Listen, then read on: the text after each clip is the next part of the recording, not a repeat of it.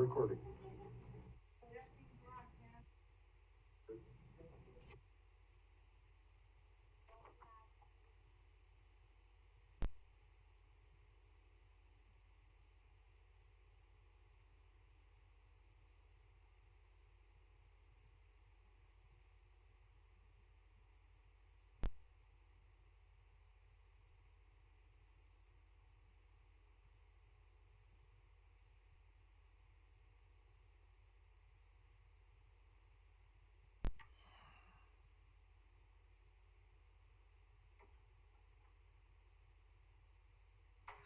President, Commissioners, it's now 4:30, time for your work sessions. All right. Thank you, everyone, for being here. We're starting an hour early because we have 2 work sessions.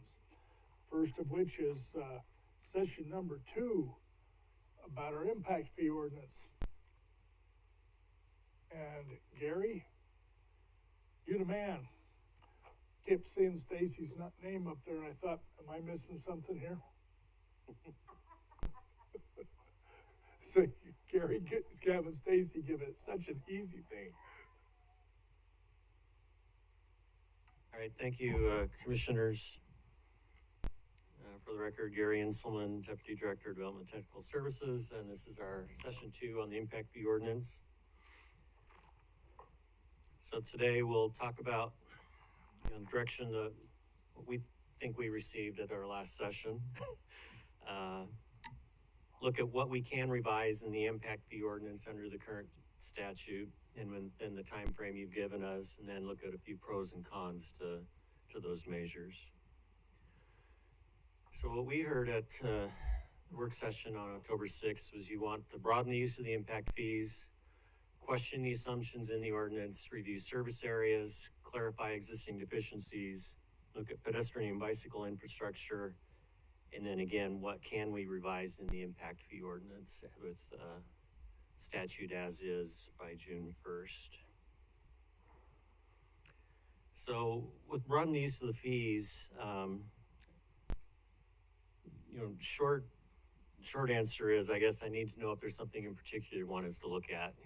As we discussed on October 6th, the fees can only be used to pay for eligible expenses on projects listed in our capital improvements plan. To be listed in our capital improvements plan, we have to be able to list a specific level of quantity of use, consumption, generation, or discharge of that service unit. So we had earlier, Gary, I believe, changed the ordinance to allow us to use the impact fees for everything the state statute will allow, correct? President Goldthorpe, yes, we're going to show it a little bit, pushing that just a little bit further. Sure. Okay, cool. Gary, I have a question. So is that second bullet, is that specific to the state statute, or is that just what's in our current ordinance? President Goldthorpe, Commissioner Pickering, both. That's a requirement of the state statute. Okay, that's the state. Okay, thank you.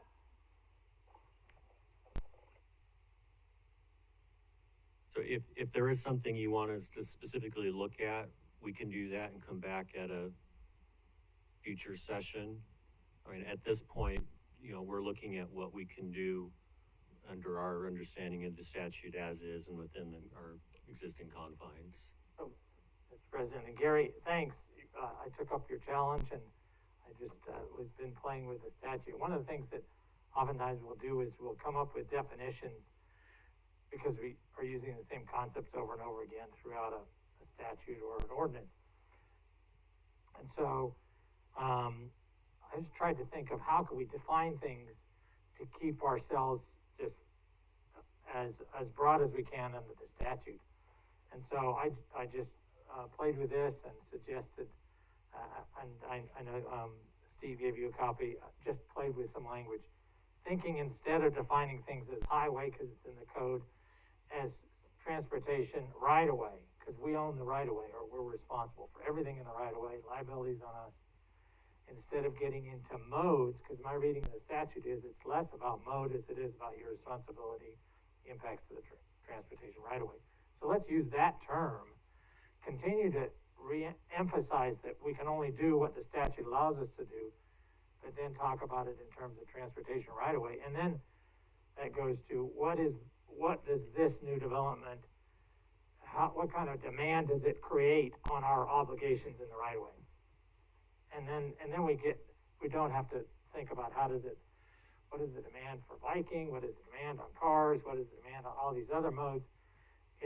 We have an obligation, and this development, if we can quantify it, and we have a mechanism to quantify it, it's going to impact our obligation in the right of way. So I'm thinking that might be a good, and that's why I'm suggesting we might go in that direction. Mm-hmm. And then we can also then use sort of growth demand. That if you can say this new growth is going to create this demand, then we don't have to lump everything in as saying, well, this is an existing deficiency. I mean, there's some aspect that is existing, but then we can say, but it's now become sort of untenable or unsafe or whatever the consequence is because of the new growth. And we can say that piece of it is not an existing deficiency. That's actually a demand that's been created by growth. So that we can get to those notions and we aren't stuck with, well, because we've broadly defined an existing deficiency. So anyway, look at those concepts and think outside. I'm just trying to think outside the box. Right. So that we can get to those. We're still obviously can only do what the statute allows us to do, but the terminology we use in an ordinance is not dictated entirely by the statute.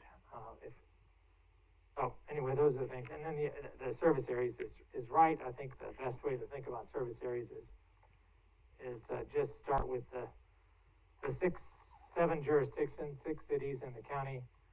Start with that, and then if they want to create an additional service area or combine and create one service area from multiple jurisdictions, they can do that.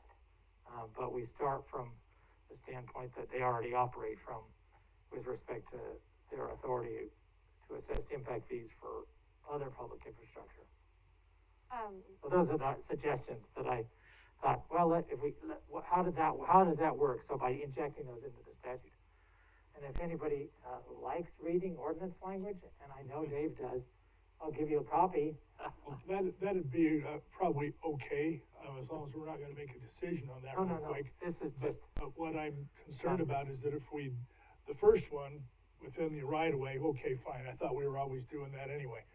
But the other two, if we limit that during growth, then we need to have more language in there that removes it when there's not so much growth. Yeah. And President Goldthorpe, we can take a look at the suggestions and come back at a future date with our thoughts on those. I mean, there are reasons we use the statutory definitions. There's part of the statute that requires us to do so. So we can look at where we can modify or play with those and make alterations and where we can. And a lot of the definitions I noticed aren't in the statute. We use them for our own convenience. We aren't drawing them. So that's good.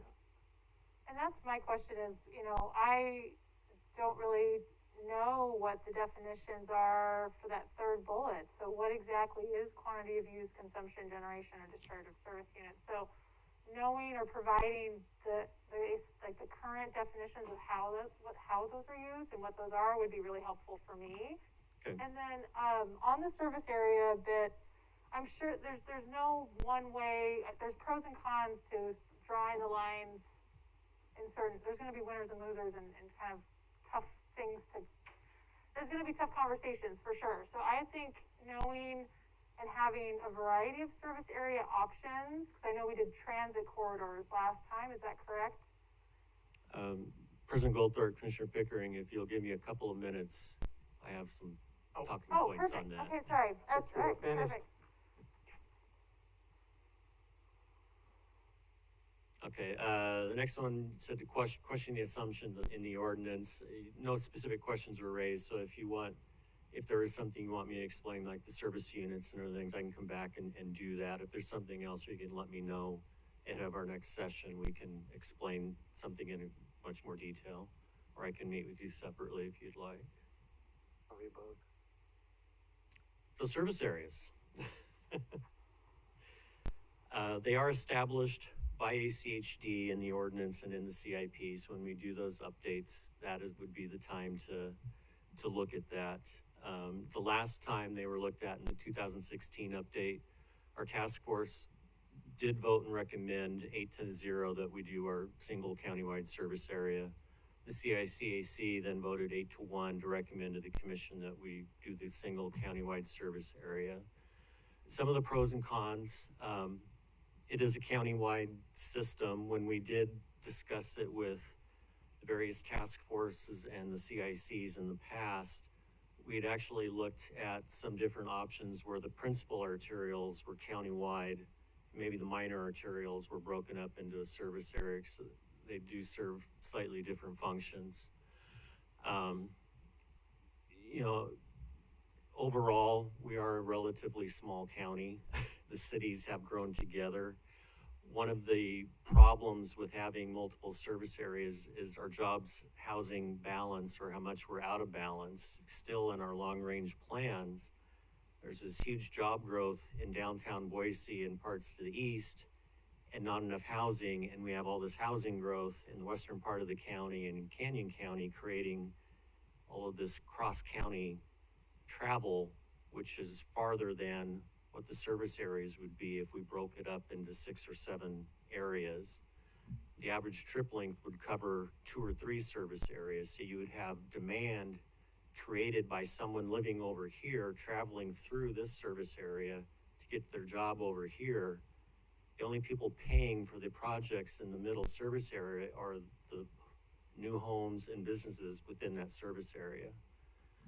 A real life example would be if we wanted to look at city or city of area of impact plus city limits service areas, the Linder Road corridor between State and Chinden, all of those improvements would be paid for by the city of Eagle, even though its demand is created by Meridian, Star, Canyon County, other people that travel through there. So that's one way that it gets to be a little unfair if we break it up too small and you've got demand created on both sides and the only people paying are the people in the middle. So those are considerations we have to take into account, make sure we have a fair system, the fees don't get too out of whack, and one city isn't paying for these large regional projects that serve the county as a whole and not just their city. So Gary doesn't, Mr. President, and Gary doesn't that, it's because our, what's eligible for impact fees is so narrow that it seems unfair. Here's West Boise trying to encourage infill development and you know, denser activity centers and so forth. But there's 0 things in West Boise that would be eligible for those impact fees. So even though they're paying for it, nothing can be spent there. The other is, of course, the assumption is that everybody is going to have to be commuting from presumably affordable housing further and further west. And we've pretty much reached the point. They're now in Canyon County, so they wouldn't be paying for it anyway. And it's under the assumption that every single job that is created has to be, we have to assume they're going to drive there from a place they can afford based upon the pay scales of, you know, the employment center in downtown Boise. Not that they would be getting there by other means, by another mode of transportation. So in order for that growth to pay for itself, we'd set up my April Fool's joke, right, Steve? That was a toll booth, folks. And Gary, I think that argument, sure, I mean, I think that definitely worked in that time, but I mean, so many folks now are realizing that we have to do infill and looking at places like Garden City where none of that impact fee revenue that they've generated has gone to benefit their community. Because people really aren't driving from Eagle or Star to Garden City to go to a brewery. It's really folks that are walking and biking from these metro areas trying to get to where they go and want to live in that lifestyle so they can walk and bike and that sort of thing. So right. I just think, like I said, there's a lot of ways to cut the pie, and I just want to make sure that it's as balanced and equitable as possible and makes sense. So right. I just don't think that we can make that argument that we're now this, you know, we're going to continue to see development in our rural areas, and that's fine and dandy, but that's costing us more money too to maintain that infrastructure when we should be trying to incentivize growth that's already connected or easily accessed to the road network that we're already building and maintaining. Right, and President Goldberg, Commissioner Pickering, you're absolutely right. And in an ideal world, cities would grow from the inside out. They don't. We're hopscotching all over the county as they annex, miles away from their core. But there is another way that we'll, we can look at this. As you know, if I might, amazing you should bring that up right now and today. On the way in here this evening, there was a rather long political commercial just slamming a couple of the candidates for Meridian City Council for supporting infill. Yeah. Can't win for losing sometimes. No. And commissioners, as you may know, Communities in Motion 2050 is underway, the update to the long-range transportation plan through Compass. They're doing a new household survey this year. It's currently underway. We haven't done one, or they haven't done one since 2012. The information gathered from that is exactly what you're talking about. Where are people driving to and from? What's the purpose of the trip? What's the mode? How many people are in the vehicle? All of this information that we need to be able to look at the aspects that you're talking about. So what I would recommend, that if we want to review service areas, it should be done in the next full update that's conducted after Communities in Motion 2050 is adopted, because then we have access to this information. If we do it today, one, I don't know if I could get it done by June 1st with the different modeling and public involvement and engagement we have to do with everybody else, our stakeholders. 2012. So it's the same data we used when we looked at it the last 3 updates. So it would be much more beneficial if we waited till we had this new information that's being collected right now, and then as part of Communities in Motion 2050, that will be adopted in December of 22. That's the plan. So roughly 14 months from now, and then generally once they adopt the Communities in Motion update, that's when we start our major update, full update of our capital improvements plan. So I would suggest actually the flip side, because Communities in Motion will measure only what we've been able to invest in that incentivizes people to build on the outskirts, so that for us to say, well, look, there isn't a whole lot of people using transit or walking and biking to work. Well, that's because we haven't built the infrastructure for them to do that. We don't have a comprehensive transit system, so development patterns haven't been built around that. So it's sort of a self-fulfilling prophecy.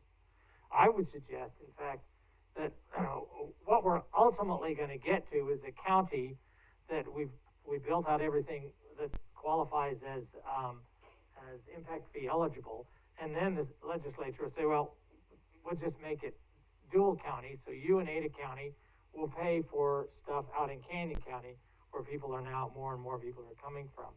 And I think that's backwards. Instead, I think the reality is that when you have different service areas, you can only assess at a rate that pays for eligible, impact fee eligible infrastructure. And if we continue to have fairly limited infrastructure, impact fee eligible stuff in certain service areas, their impact fees are going to go down. And that would then force us to say, well, what do we have to do to get back to a countywide in order to make that even for everybody in the county? And that is, of course, broaden the impact fee eligibility. So I would suggest we actually go to service areas first, and that we reinforce that, in fact, we do have to have these variable rates, because growth is occurring at different rates in different areas. In fact, it would incentivize the efficient investment of development in areas that already have infrastructure, and that we just need to add some less expensive infrastructure to make that work. And it would go not just for, if this helps to incentivize development where we've already paid for infrastructure, already paid for roads and sewers and all the services that are the core services that are being provided, then the rates would be lower. So that's what I would suggest. I think if we do anything, we impose we go back to our service area model, recognizing that yes, we're going to have variable rates, and that may create some tension, but that tension is good. I think that would then force the legislature to say, well, what do we do to make sure this is more even? So developers on the edge of the county are paying roughly the same as those in the city core of Meridian or Boise or Eagle. So that's what I would suggest rather than the other way around. Gary, I just would need to know more about Communities in Motion 2050 and just kind of your thoughts. So either we could do a call offline or you could provide just a little bit more detail. That would be helpful for me. Okay. Mr. President, Yes. Gary, have we derailed you? Do you have more to go through? Because I have I have a several little more to things. go through, yeah. Okay, go ahead and do that. I have several things I'd like to say Okay. that I think need to be said, but please continue. Commissioners, the existing deficiencies, again, we kind of went through some of that last time with what the statute requires us. We have to analyze the total capacity of the system or level of usage, et cetera, and list what is deficient under our planning level thresholds, and we have to commit to using other available sources of revenue to cure those. So we really don't have an option to use impact fees to cure those existing deficiencies or to remove projects from that list. If you choose not to program those projects, then that's a choice that you can make, and they would wait and not be built for a while. But it's really it comes down to a programming issue and your priorities.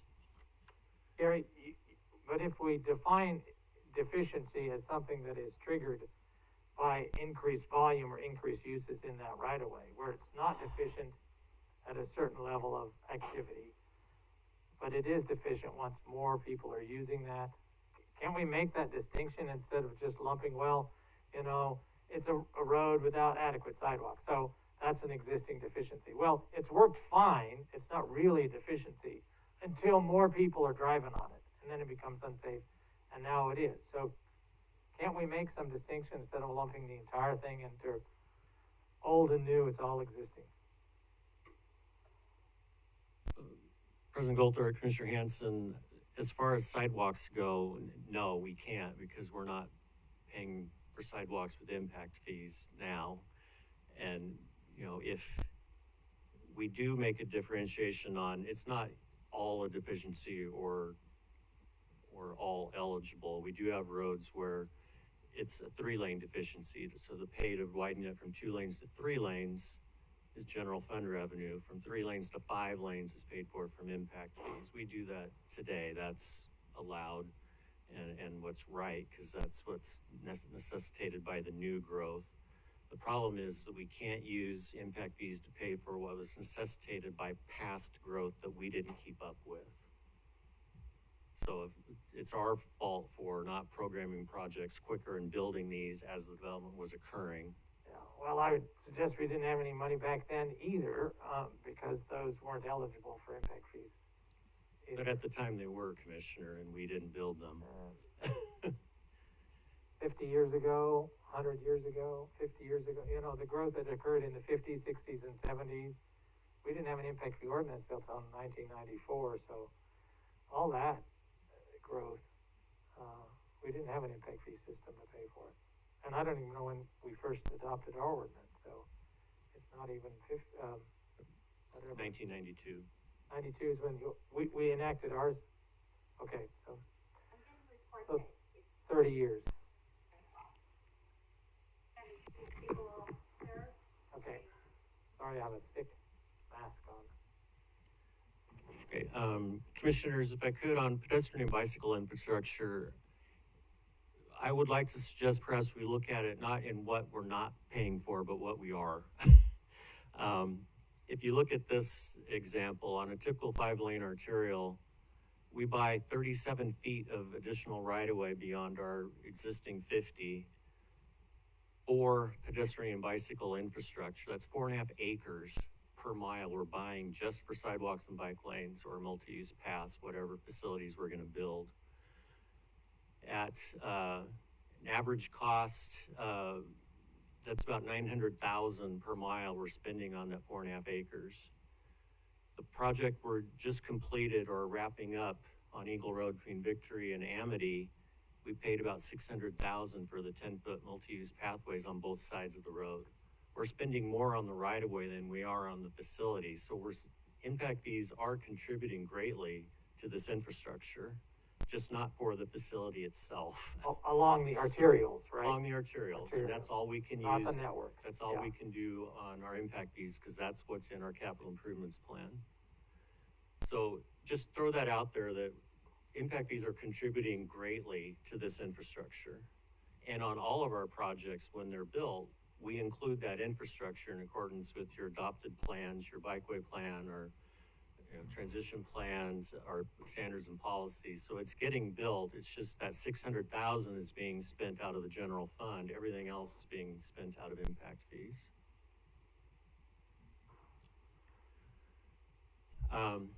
If you do desire to build more pedestrian and bicycle infrastructure along the arterials, because that's what we're talking about in our capital improvements plan, there are other options. I mean, we can program more CIP projects. I mean, that's a great way to get more of those miles on the arterials constructed.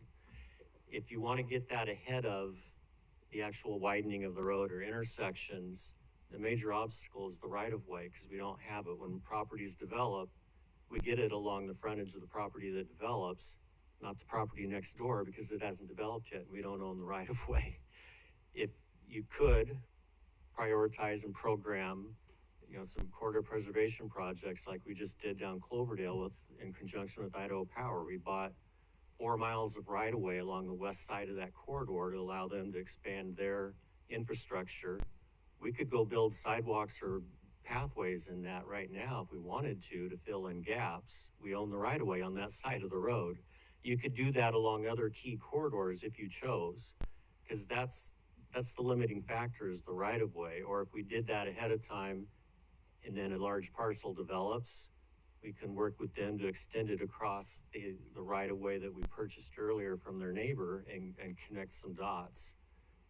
It's something to consider. It's another way to look at what can we do with the impact fees that we have to help promote that without trying to change the statute and say we should be able to spend it on a bike lane. Gary, one of the things that has been brought up a couple of times in the last month or so has been downstream or upstream impacts, such as from a development that you just alluded to. And you mentioned about gaps that are created next door, which of course you probably wouldn't want to fix because development's coming there fairly soon. But the gaps that exist maybe a couple of miles away that have been there since the 60s, those are some of the gaps that I think we have talked about having some concern for, and perhaps seeing if we can't cover some of those costs through impact fees in the future, legally, or if we'd have to change something in the statute. Mr. President? Yes. Gary, those are really good examples, but I'm just curious though, that applies really to our rural or semi-rural elements in that part of our network. That doesn't really correlate to our more urban cores of the county. So can you give examples of what infrastructure would be eligible for those types of facilities? Or right-of-way is not needed to be bought because they want to just work within right-of-way that we currently own? Mr. President, Commissioner Pickering, unfortunately, our capital improvements plan is for the needs that are necessitated by the new growth on our arterials. In many of the more urban developed areas, you've already capped what the roads will be based on our master street map. We're not going to widen the roads, so they're not in our capital improvements plan to be widened, so we can't spend impact fees on them for these those impacts, because we've chosen to not do anything with them. We and our partners have agreed these roads aren't going to be widened. We're going to live with the congestion in the future. So I guess that brings. or do other measures. So, and that's helpful that's a really helpful description, and I think that makes me wonder, then why aren't certain large projects that have seen a lot of growth, that are more part of our transit centers or infill, can't be eligible to be on the CIP too? Because there's still lots of changes that are happening, lots of investments and growth, but it's just not the same type of growth that might be happening in more rural areas. And people are still being impacted by that. Sorry, Gary. Right, Mr. President, Commissioner Pickering, it gets back to, we have to be able to measure, project, and assign this development is going to generate this many, whatever types of trips or impacts, pedestrian trips, bicycle trips, vehicle trips, people trips, whatever we want to term it.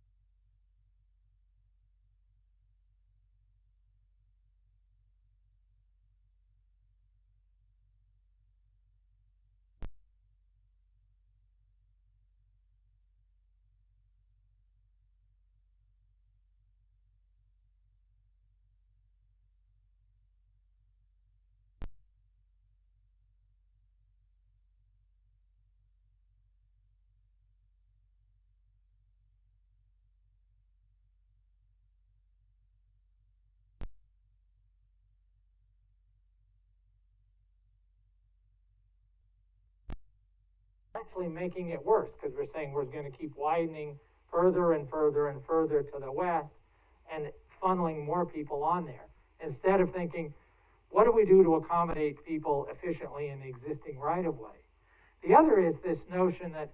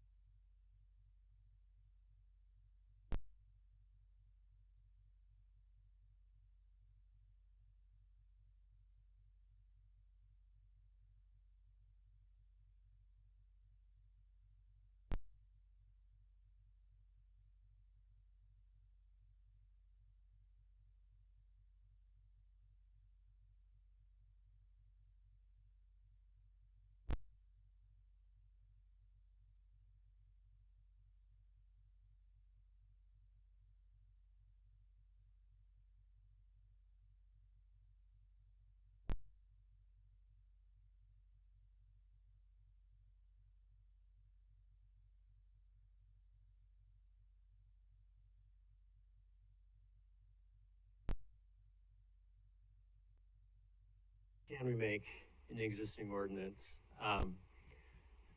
Intersections, we could make them 100% eligible. We already include the existing lanes. We could say we'll include the sidewalks and bicycle facilities, because we can't build or expand an intersection without rebuilding those if they're already there, or building them new, especially a roundabout, because we have to get them up off the road onto the pathway.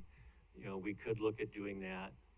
The rebuild of existing lanes on the road segments, we could treat them like we're treating bridges. If there's useful life left in the roadway, and the only reason we're removing it is to widen it for the capacity expansion, a portion of impact fees pays for the rest of the life of that pavement, like we're doing with bridges. We could do that. Miscellaneous items, the repair of landscaping, irrigation relocations, utility relocates that we pay for only because of the expansion, we can make those impact fee eligible. Those have historically not been, but there's no reason they can't be. That was more of a negotiated item in the past. Lastly, we could fund the unfunded list. The only reason we have one was to keep the fee at a certain level. You could fund the unfunded list and raise the impact fees. It would maybe be about a 12.6% increase. Describe what the unfunded list is. We have a list in our capital improvements plan, Commissioner Pickering, of projects that are not funded. We've funded all projects for right-of-way. We have a list of projects that aren't funded for design and construction.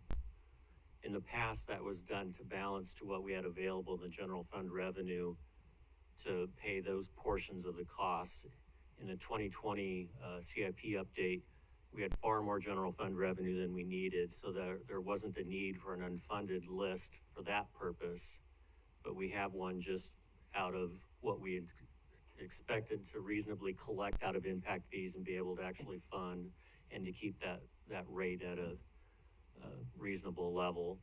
It only raises at $446 per house. It's not a tremendous increase.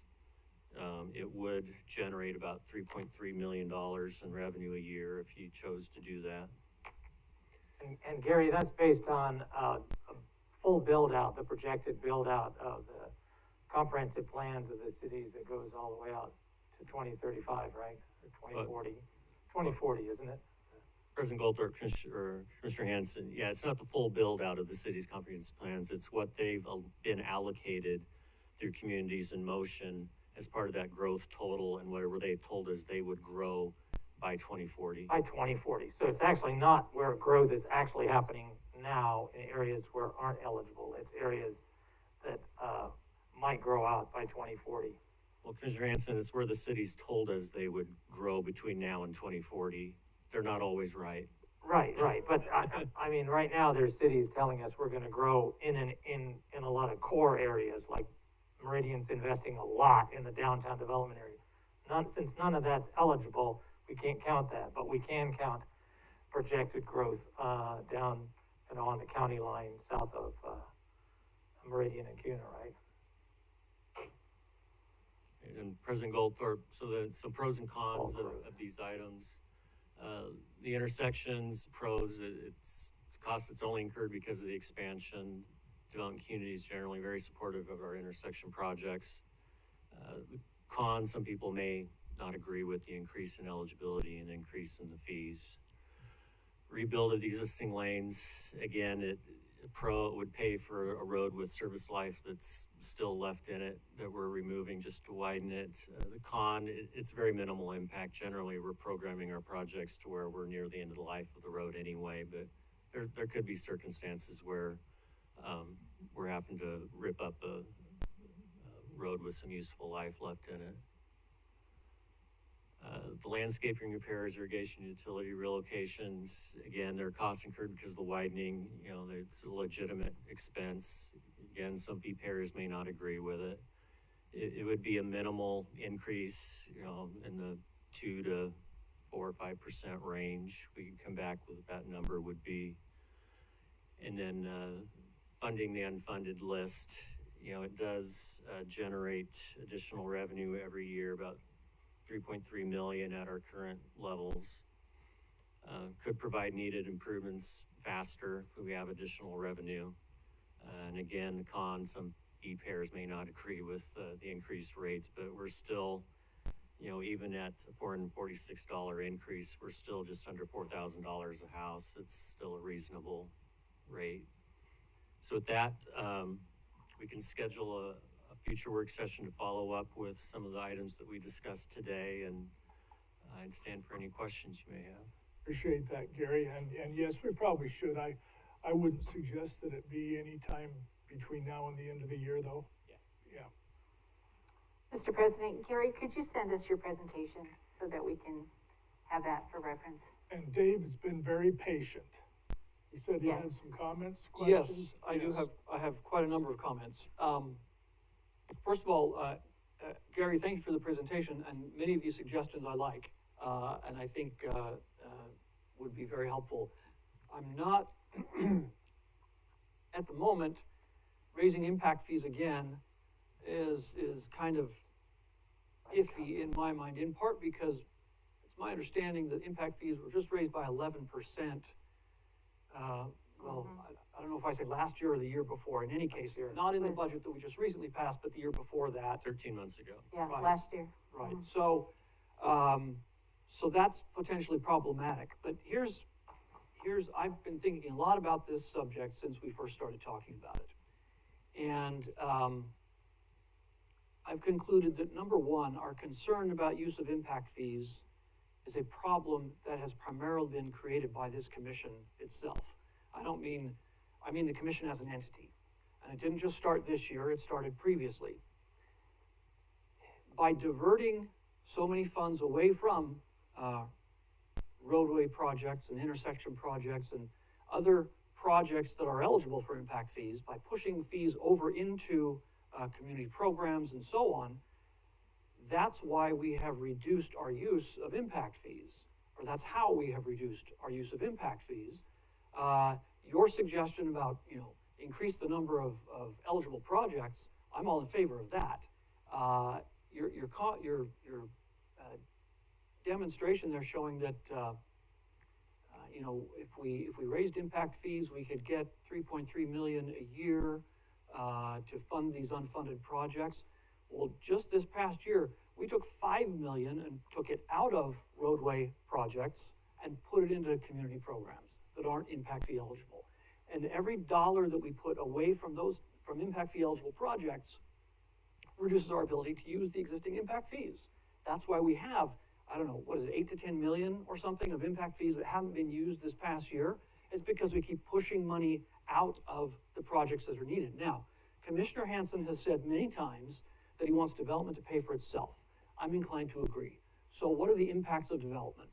By and large, 99% of the impact of development is more cars and trucks on the road. So the impact fees should be used to fund projects that increase our capacity to allow cars and trucks to move. That's where they need to go.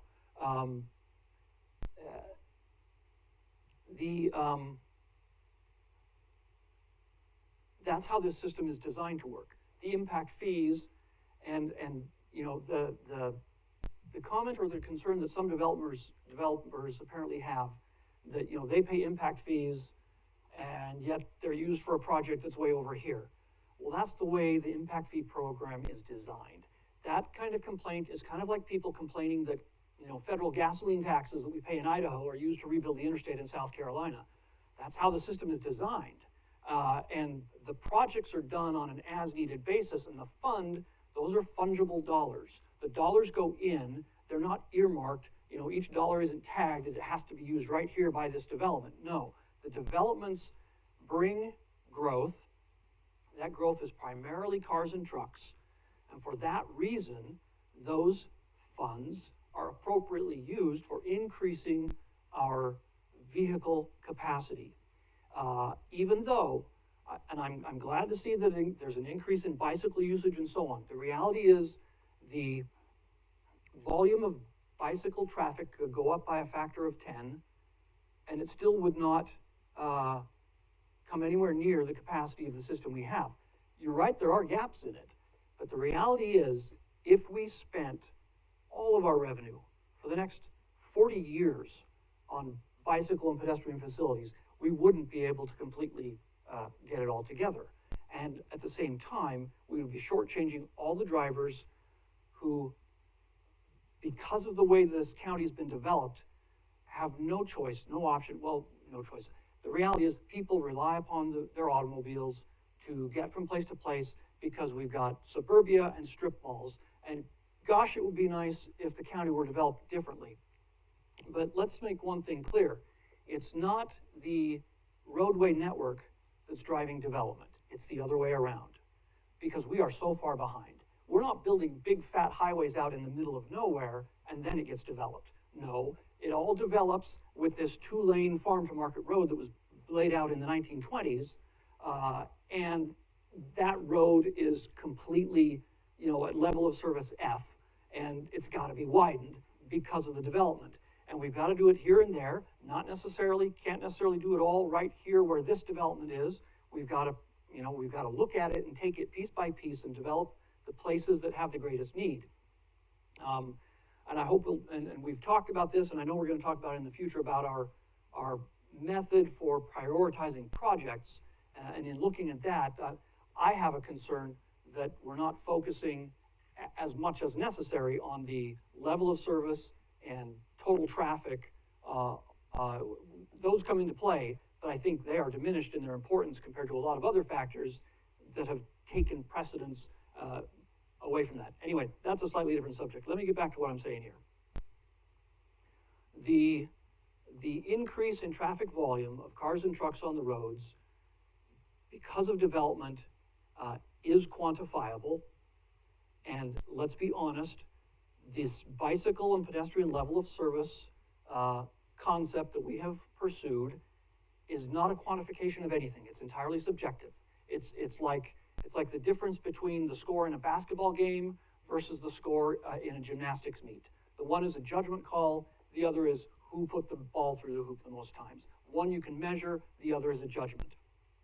We can measure cars and trucks. We can measure vehicles. Making a judgment about, you know, this sidewalk is good, this sidewalk is not good, this bicycle path is really good, I feel safe here. As nice as that is, I'm not saying that we shouldn't have that. That's an important thing to have to guide where we spend those funds.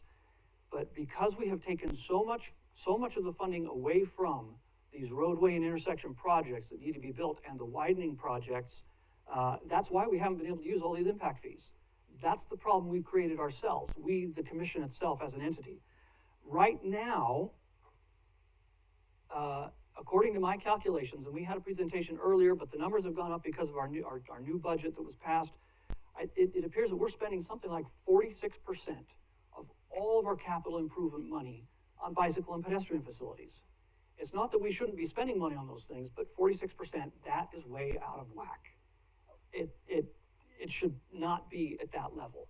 And this idea of let's take these impact fees now and try to push them into all these other things will just increase that more and reduce our ability to expand the roadway network in this county based on the development. And the development that's happening, we can't control, we have to respond to. And we're 40 years behind, you know, the curve on responding to this simply because of budgetary reasons, and to continue to divert funds away from that for other things that we really like and that feel good to do and that help with safety and so on. That, even though it's one of those things that sounds really good, but when you look at it and you run the numbers, you realize that's not the best use of our funds. Let me just end with one thing. So overall, some of these changes, some of these small changes that we can make, at first glance, I like them, and I'd be in favor of many of these. But not going to the length I think that Commissioner Hansen is suggesting, not anywhere near that, because the impact of development is primarily more cars and trucks on the road, and that's where those fees need to go. Now, the concerns about bicycle and pedestrian facilities, let me just add this one final thing, and then I'll be quiet. So long as bicyclists and pedestrians share the right of way with motor vehicles, there will always be accidents.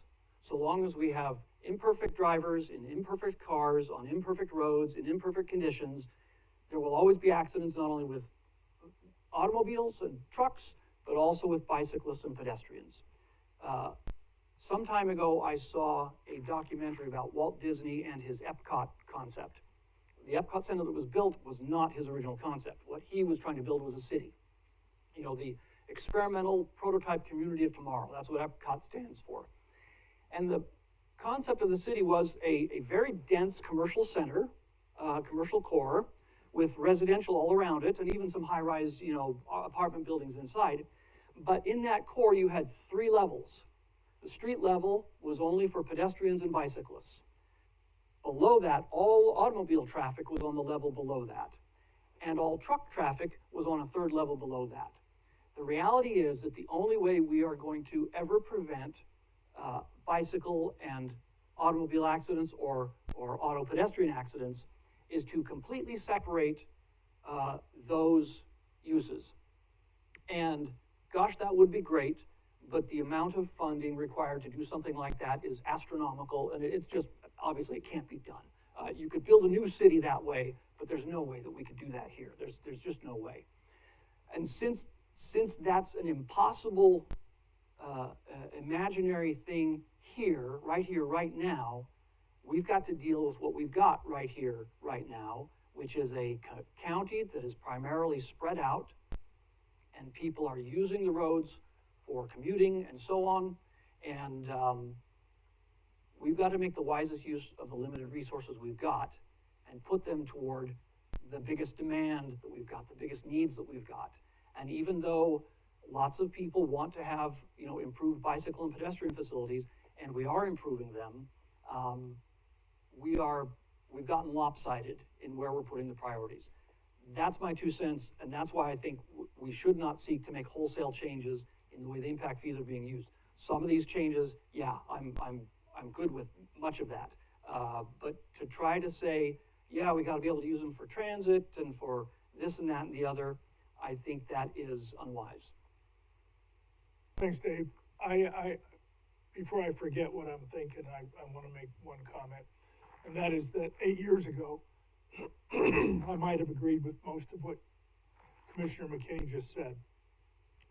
But in the last 8 years, I've spent a lot of time just tapping people on the shoulder and asking them what they would like to see us do with money. And I haven't tried to teach them about impact fees or anything else in the process. Just, hey, would you let your kids ride their bikes to school if it was safe?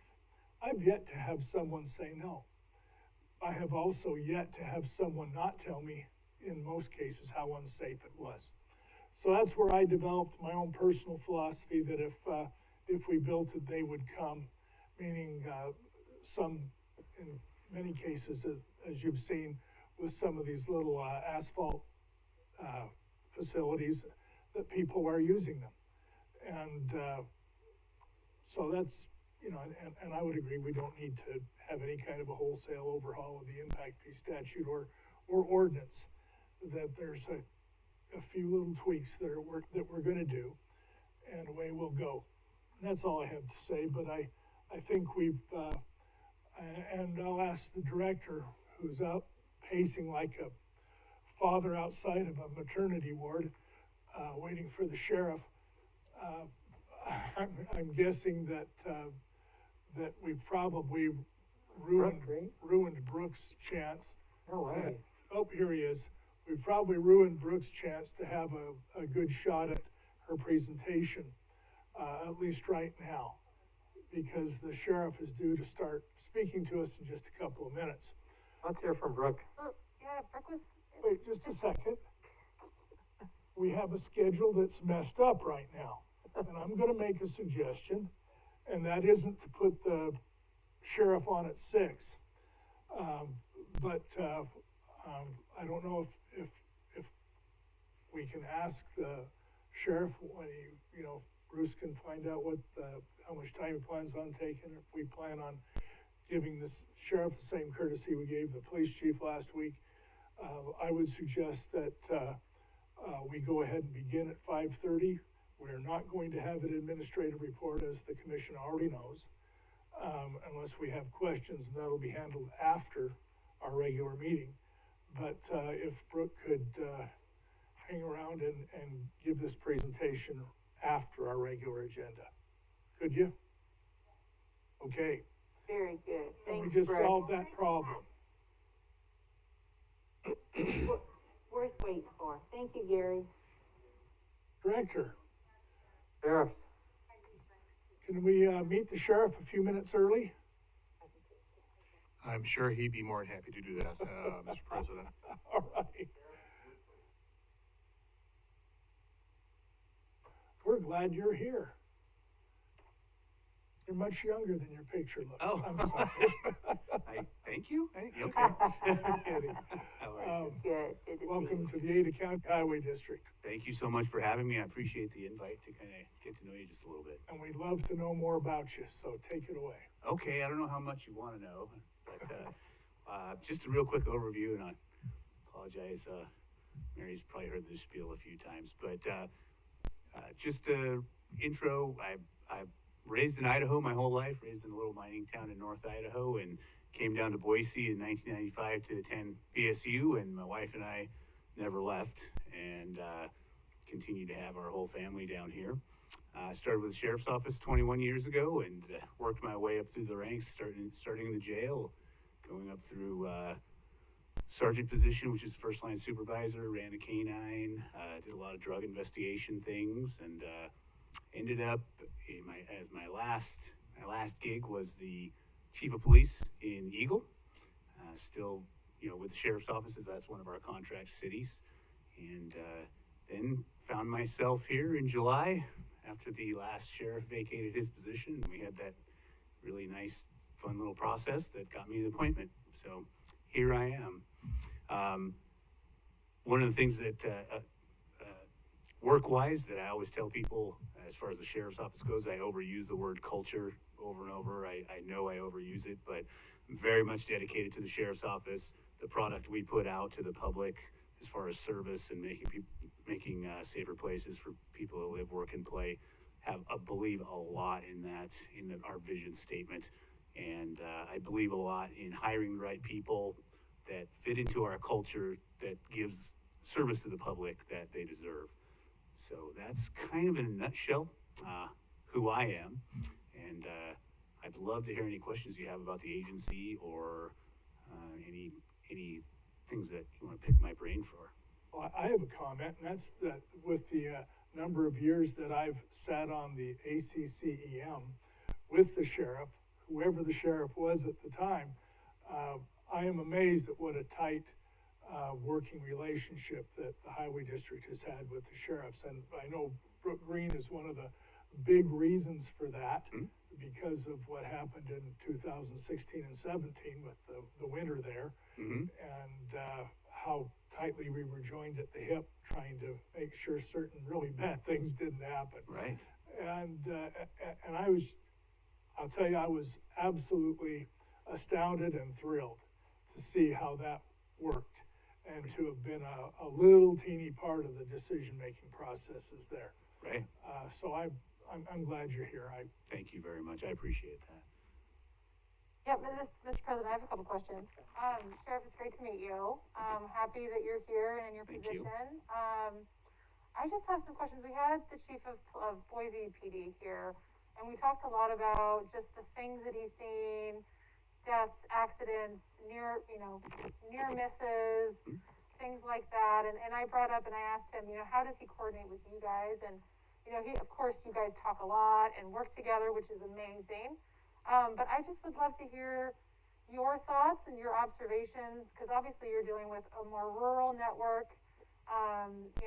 There's not a lot of good connections and safety for a lot of folks to get where they need to go. And so I would just love to hear your take on what are those themes that you see around near misses and accidents, and just how you work with us to remedy those situations. So it's interesting that you say the more rural, because I remember when I started way back when, it was, anything south of Overland was a stop sign, or maybe not. And even though we still continue to be pretty rural, as you go farther and farther out of the city limits, we see a lot more traffic, traffic lights, and a lot more traffic direction, traffic devices, which is great, and has, I think, significantly helped to not cut down our accidents, but at least per capita keep them down. So we've seen so much growth head outside the city limits that we need those devices to help control traffic in a way that we didn't have to worry about in the early 2000s, when, at 5 Mile and Victory, there was a stop sign, and you'd have some crashes once in a while. Well, if there was a stop sign there today, we'd probably have a lot of big problems. So I think being able to see all those traffic control devices being implemented where maybe the public doesn't like it so much, oh boy, another light, but you know, the increased traffic on Highway 69 is a really great way to put that. You used to be able to hop on an Overland and you head down, you don't hit a light until you get to downtown Kuna. And I think today, you know, we're able to see into the future a little bit and say, well, with all the growth, we need a little more control of our traffic.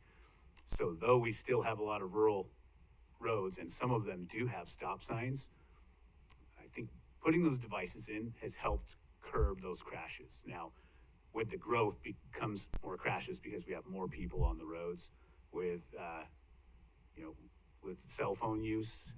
I try not to date myself, but I know I look younger in person, but we didn't even have cell phones as police officers when I started, and it was just simply inattention from driving. And now, you know, that we see that tenfold with the use of cell phones. And, you know, it might be somebody looking in the mirror or looking down at their radio before, but now people that are surfing the web and texting, of course, I mean, you know, all these things, but we've not only had the population that's grown, but the distractions inside the vehicle are just so much greater that we see so many more crashes. And I don't know if we have more per capita, but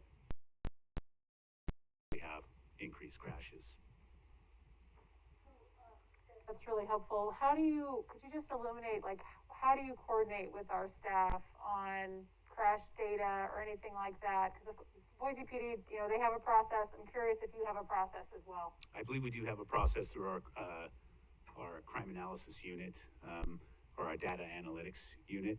They're able to pull stats, some actually pretty real time from our computer automated dispatch. And so if you came to me and said, hey, I would like you to tell me how many crashes you had in the last 12 hours right up until this hour, we would actually be able to tell you that, and it would be real time. So our data analytics, they've upgraded software. They are using good techniques to pull data to figure out where are kind of our hot spots, using heat maps and probably all of the same types of things that you use. We can bring that data to you very easily. And we're very cooperative with any agency to say, I know you have the data, can we have it? And something short of an investigation, if we have the data, then yes, please use it.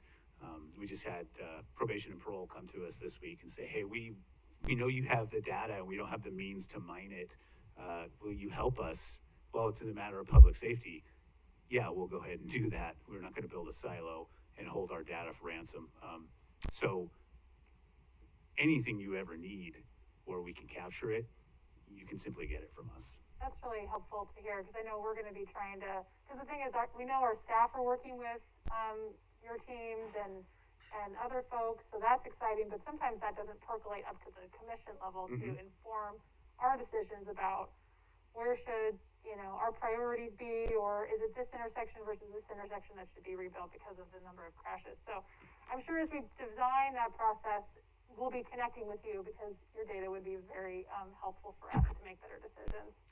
Absolutely. And anybody that knows me knows I'm kind of a network guy. I think, you know, I steal it from our chief deputy, but I live in the world of the criminal justice system, and we're just a piece of that system.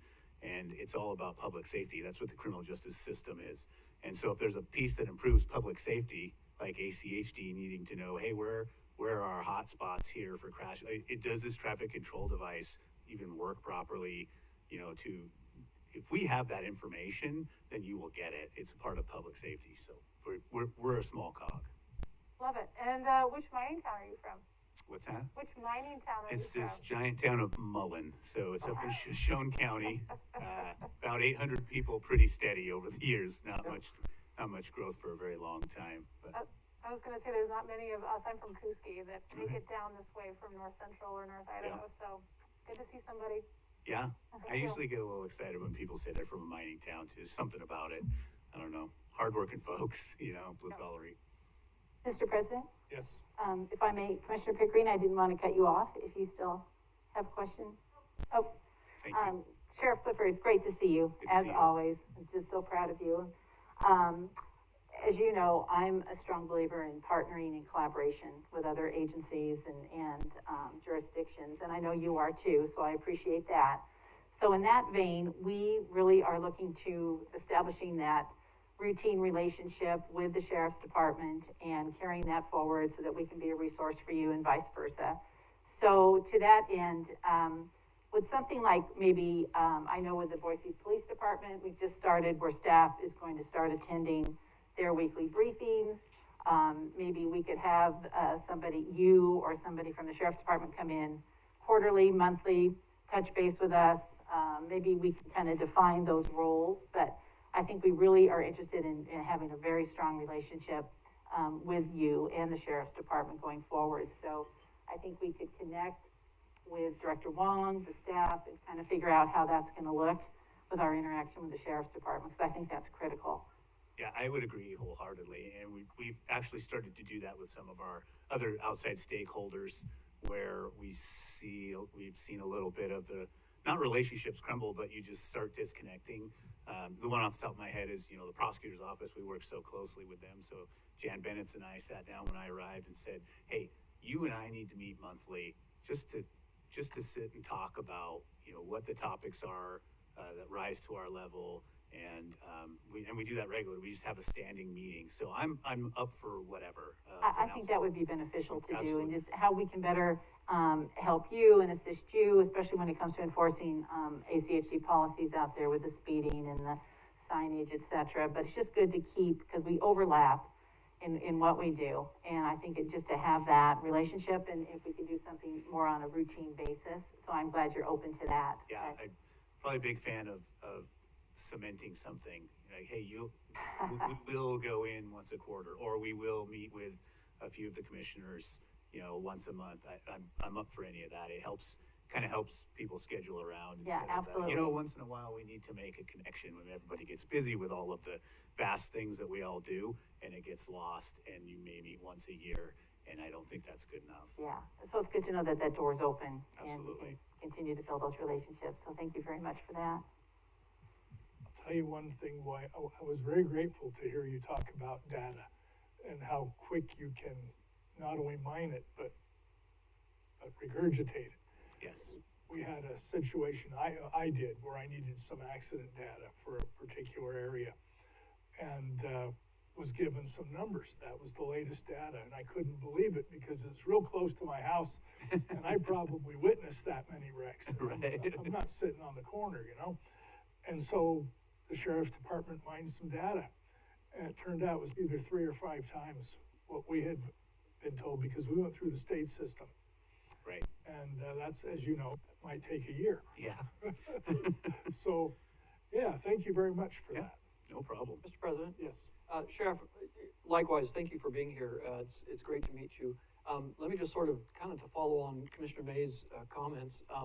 Is there anything that ACHD isn't doing that you would like to see us do that would help out you and what you do, or anything that we're doing that we could probably do better, or maybe stop doing? Anyway, what can we do for you? Well, the only things that come off the top of my head are the things that are the way that we work together that are really crucial for us, and that's usually in a time of crisis. I think it's easier to fix some things that I can't think anything off the top of my head that would be annoying or something, minimal. But the things that you do well, off the top of my head, are those times when we really need you, when we have large scale traffic crashes, and we have areas where, hey, we're going to have to sit out here and direct traffic for 2 hours with 4 deputies, and there are calls for service coming out, crashes in other places, domestics, you name it. A little bit of a white knight when we say we called ACHD and they're sending some people out. I need you to know that's a big deal. It really is. When we can call for help, we're usually the people that come when people call for help. But when we need help and somebody arrives, it's a big deal to us. So that's the thing that comes off the top of my head. I can't think of anything where I would like you to stop doing anything, or something that really needs mending, but, those particular situations you do well, and then we appreciate it. Great, thank you. Mr. President? Mr. President? Oh, I'm just, and I know time doesn't allow for it now, but I know, just recently I had the pleasure of listening to you talk about new things that are happening in the department and new programs, et cetera, the drones. And if next time you come back, if you can kind of share some of those with the commissioner, I think they'd be surprised and quite interested as well. So I think that would be beneficial. There's some interesting things that we do. That you don't really associate with the sheriff's department. Yeah. Yeah. Yeah, some interesting kind of almost fun things in the way we do our jobs that people don't sometimes realize. And with new technologies, the new technologies sometimes make it a lot funner, I guess, Yeah. in a police sort of way. But I'd love to share those things with you. That would be great. Commissioner May has I seen some think of we those things. started our drone Air Force about the same time you guys did. That about right? Yeah. Yeah, So it's been fun to watch. yeah. It's a really neat program, our drone program. Yeah, very much so. Mr. President, yeah, thank you, Sheriff. Just a quick question. I wanted to just zone in on speeding, and I know it's the least sort of interesting thing for law enforcement because you're trained in criminal justice, and to stop speeders seems to be, oh God, I'm on, catching speeders, and a lot of it is because they're just a lot of times just normal people. They're not criminals. Correct. They're just they're sort of lured into, or they get distracted into speeding on a road. I just want to reinforce that is critically important data for us. And we got a pledge from the police chief. We want to hopefully get one from you just to say, give us the data on those areas, especially where there are children, where there's like chronic speeding, Mm-hmm. so that we can then help the cities and the county prioritize. This is really where we want to go. So even though it's the least sexy part of an officer's job, it is really important data. And I don't know what percentage of tickets you guys write that are speeding tickets. That's really important. And also, of course, I don't know how many schools you hang out you're in, because a lot of the schools are within the city limits, or whether the city draws on you to do those or whatnot. School zone speeding is a particularly concern, and in our eagerness to build schools in the old days, we tended to plop them right next to a busy road. Yep.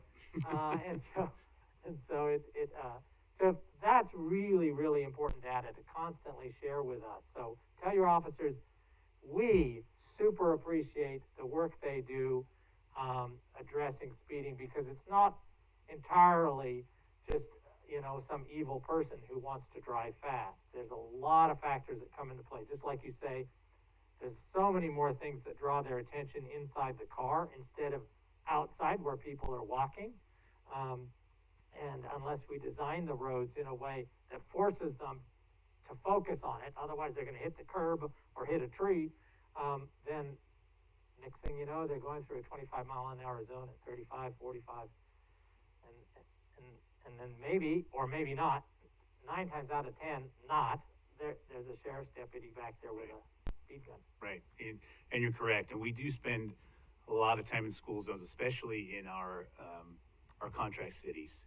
So that's where we see yes. most. We do have some schools in our unincorporated areas, but especially at the beginning of school years, a large call for officers to be sitting around school zones doing traffic control for good reason. Just like you said, people, especially in school zones, they speed quite a bit.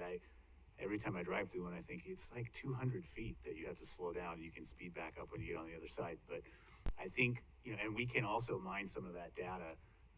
It kind of depends on how the officer codes the call. But I think in the future, you'll probably see a little bit better data for CUNA and Eagle, where Eagle is the only part of the sheriff's office that has dedicated traffic enforcement officers.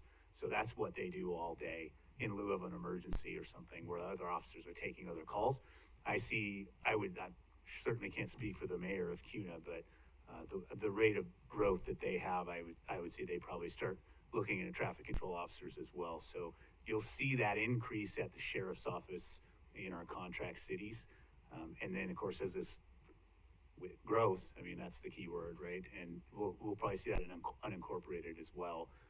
And we can keep that data, like I said, in certain ways. It depends on how, it's easiest measured with citations, not as much with warnings. But we can get some of that data and get it to you. That would be great. Mhm. I know there's parents groups out there who would like to see, at least in school zones, some automated ticketing. I'm sure you guys would love that, because that's much less labor intensive. Right. It's like there should be absolutely zero excuse for you to be speeding, and if you're caught on a camera, Right. you gotta pay the fine. Yeah. Just expect it if you're in a Right. school zone. But we sort of like, no, we wanna spend the money to put officers out there, even though they might be needed elsewhere. Right. So, yeah, that is gonna be very, very helpful. Yeah, I can get you as much as I can. That, like I said, citation's the easiest way to get you that. Yeah. Well, unless there's anything more, I'm just thankful that you've been here. Well, Thank I appreciate your reasons. support. So, thank Absolutely. you for having me. Thanks, Sheriff. And if you have any questions, whenever, my door is open, and anybody, a lot of great people in the agency that can answer all kinds of questions, but I'm happy to do it as well. We appreciate that. Right. Thank you, very Sheriff. much. Appreciate all you do. Folks, I know what has gone into what Brooke has for us since the last time that we had anything to do with this particular study, and all the different loose ends and pieces that are part of it. So, Director, maybe instead of waiting until after the meeting, we could ask you any of the questions about the administrative report now. That'd be okay? Could find out if anyone had any questions about it.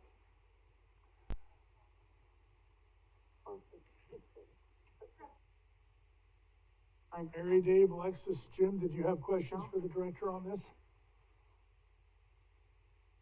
I don't know how long Brooke's presentation was. I don't know if this is enough time for Brooke.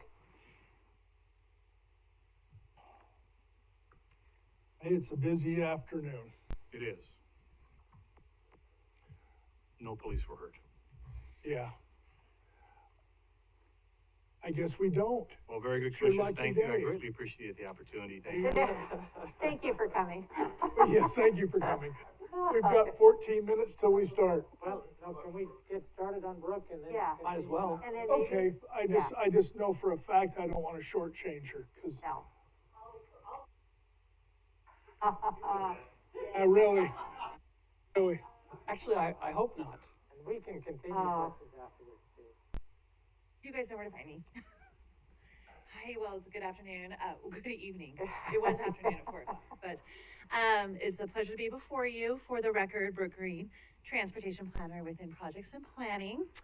I'm before you to introduce our Capitol Boulevard Concept Study. You can anticipate during my presentation, I'll quickly go over a little bit of history, where we've been with this project before.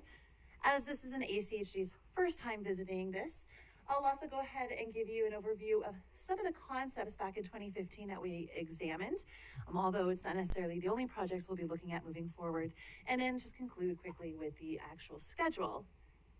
Where's my little clicker? All right, quickly to go over the planning area.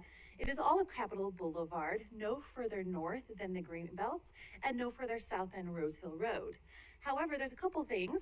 We have some important connections that we are going to fold into this project.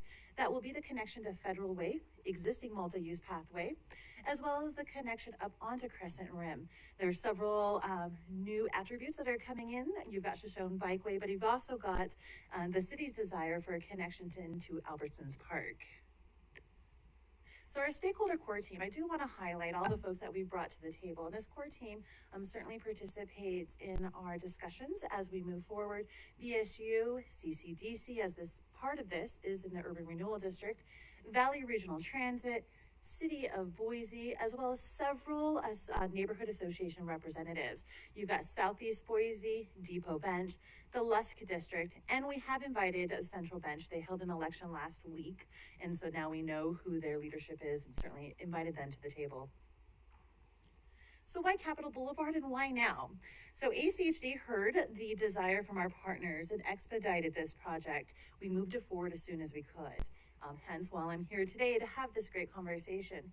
But as I highlighted when we first opened the discussion this evening, this isn't the first time ACHD has visited this location. Back in 2015 is when we kicked off our first Capitol Boulevard concept study, where we examined this area for both bikes and pedestrians. We went 2 years, we had quite the robust public outreach, and I'm going to talk about that later in this presentation. However, this project was requested to be tabled at the city's of Boise's request. It enabled them to have further discussions with BSU and some of BSU's original concerns. Since then, there's a lot that's transformed in the area. 2016, we added the Royal Park Boulevard extension, as well as the Lusk District crossing. Those were 2 items that were in that Capitol Boulevard concept study. 2018, as we've talked about several times, we had the Bike Master Plan update. It was in that update that we identified bike facilities for Capitol Boulevard. 2021, the City of Boise, as well as BSU, highlighted this as their #1 request. But Valley Regional Transit, if you removed all of their State Street projects, this also makes it their #1 request. So all of our partner agencies, Boise, BSU, as well as VRT, has identified this as a project that they'd like to see move forward. 2021, as you're well aware, we've had several important adoptions. The adoption of the Livable Streets performance measures, as well as the Commission direction on arterial bike facilities. The area has had quite the transformation since 2015. We have the Lusk District development, as I highlighted, the Shoshone Bikeway. We've seen the Royal Boulevard extension, but there's also been some land use changes. We've seen BSU Visual Arts Building go in place, as well as BSU University's Drives Concept Study. All that development has created lots of bikes and lots of pedestrians trying to traverse through this area, and that's what we're hoping to address as we move this project forward. Our previous concepts, as I mentioned, we kicked it off in February of 2015. At that time, we went through several public outreach efforts. I will say this project was one of the first ones I got a glimpse of ACHD. It was my first year on the job, so it was really great to see this project and to come full circle and actually work on it. However, it was June of 2017, we had the draft concept report, and at the time, the ACHD Commission at the time did not adopt it. At the request of the City of Boise, they tabled. However, in 2017, as I mentioned, our public outreach, we did identify several public priorities. You'll see the importance of items to address listed there. Safer University crossing, bike walk conflicts, blue being not important, yellow being very important. However, since 2017, this is what we've got still outstanding. And that's what we hope to address as we move this project forward. Initial concepts. So in 2015 through 2017, when we were doing that outreach, we had lots of concepts on the table. However, just like all of our projects, we try to whittle it down to a couple. These were the 4 running projects. You had the center running bike lane, the 1-way protected bike lane, the shared youth pathways, and then the 2-way protected bike lane. However, it was 2 that we would like to go ahead and take back to our team. I do want to highlight, we are bringing these back to the team, having that discussion. It doesn't just preclude them from looking at other projects, but we definitely want to take into account what has occurred back in 2015, what the public said, and then bring these 2 projects forward and then initiate that conversation once again. So the 1-way protected bike lanes, this is, you've got the bike lanes on both sides of Capitol Boulevard from the Greenbelt all the way up to Rose Hill. In this one, you're going to see the realignment of Crescent Rim Drive, and that's to help facilitate both those crossings that you can see, the yellow being the crossings. In this iteration, you do see the Royal Boulevard at this, this aerial shows that Royal Boulevard wasn't built at the time, it is now built, and then you see the Island Avenue crossing. What does this proposal look like? It removes the 3rd southbound lane, is replaced with those 2 protected bike lanes on both sides. This does require the shifting of the median location. And so we are re-examining this as an option moving forward, but as I highlighted, this isn't just the only 2 options the team can look at. Moving on to the other one, the shared youth pathway. You'll see different here as we do not have the realignment of Crescent Rim. However, we have a shared youth pathway on both sides of Capitol Boulevard from the Greenbelt all the way up to Rose Hill. In addition, in both of these iterations that I provided to you, we are going to complete that connection to the existing Federal Way multi-use pathway. In this, you see all the crossings, but what you don't see, as I highlighted, is that Crescent Rim realignment. So what does that look like with the cross section? So the sidewalks are widened on both sides to provide for that enhanced multi-use pathway. So it's not at grade with the road, but this is a separation. What you see here in this cross section is not the recent adoptions of our MUP guidelines that are going through draft. I'm sorry, it's not adopted, but the MUP guidelines that are in draft. We're gonna have to make some updates to this because in 2015, the direction from the staff is certainly different than what we're receiving today. And so while you have these cross sections in front of you, do realize that we're gonna have to go back through those iterations one more time to ensure that they do adhere to the standards you guys have put forward. So the crossing projects, I highlighted that. There are 2 crossing projects at Island Avenue Crossing, which we've completed, but it's the University Drive North Side Crossing. And why that is important and why several of the students highlighted this is if without that existing north crossing, folks who want to get to that corner where there's a university bookstore, there's I think a Subway over there, they have to cross 1, 2, 3, 4 times to get to that corner. And so this University Drive Northside Crossing is still in the running, is still a discussion point with this team. Project objectives. Certainly it's to increase ADA compliance. We want to ensure that this whole corridor is adherence to our recent adoption of our ADA compliance. We want to look at this as a mobility arterial for all users, bikes, peds, and also recognizing vehicles still have to traverse through this area as it is the main corridor into the downtown. That improved connection to our newly formed Shoshone Bikeway, improved connection to the Federal Way, multi-use pathway I highlighted, and then lastly, that improved connection to the Greenbelt. Project schedule. So we're certainly in fall 2021. We have our core stakeholder meetings. We have had a conversation with the BAC. I presented to them already. I have a BSU presentation to their vice presidents on November 2nd, the PAG presentation on November 18th. I'll be back before the public in May of 2022 for some more public outreach, core stakeholder meetings throughout this whole process to look over these iterations. And I hope to be before you in August of 2022 for consideration for adoption. That concludes my presentation. I'll stand for any questions. You know, the thing I remember most, and I'm sure some folks here will expect what I'm gonna say, was we put up that fence up the middle of Capitol Boulevard because of all the jaywalkers. And then a couple of friends of mine in the police department, and they have cameras at that substation. They watch some of the leapfroggers still. Oh, yeah. Yeah. Has that jaywalking diminished very much, do you know? You know, honestly, President, I'm not necessarily sure that I could attest good. it's changed, but I like to think it has. As I've seen remember the we spent videos. about $65,000 on that fence. Yeah.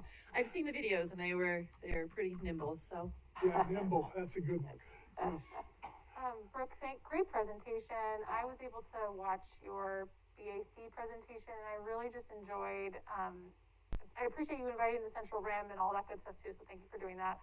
And I really enjoyed their questions and appreciation for this project as well. So just great job all around. And I just, one takeaway that I took from that presentation was their sentiment around the one-way bike lanes and just how the enforcement of that would be kind of tricky. And as somebody that has gone to BSU, I know that it would be hard to, again, the crossing, if you're coming from campus, to have to cross over to then get on the correct way to go up the hill would just be a little bit of a deterrent. So looking forward to seeing the process and how you guys design it and what you recommend, because it's not going to be easy, but just my thoughts, and thank you for doing this. This is exciting. Sure thing, thank you. Mr. President. Yes. And Brooke, I just add, thank you. This is excellent, much better, and even more comprehensive. And I would suggest we include in that the crossing at Rose Hill, because when you sit at the corner of Rose Hill and Vista, there are a lot of people on bikes and walking who will cross to the other side to go down, because that's the way in which they go down. It is just as wide and dangerous there, and perhaps even more so because the road comes up and down. And what that does for drivers is they're looking up, they see a green light, and they're zipping through trying to race a stale green or a yellow. So I think the crossing distance can be addressed. Also the northbound traffic on Capitol becoming Vista or turning on Rose Hill comes very fast.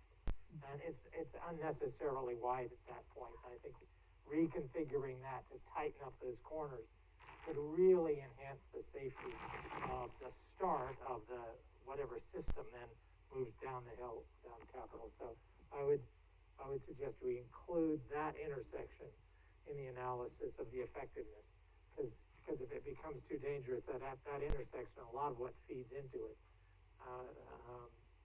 won't be safe, won't feel safe. Thank you. Thank you, President. Commissioner Hanson will look into that. Can I ask just one question, quick question? In the option you showed us that has the shared use pathways,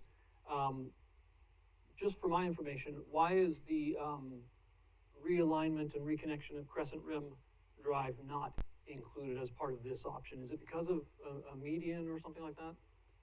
Well, let's go back and look at the one-way protected bike lanes.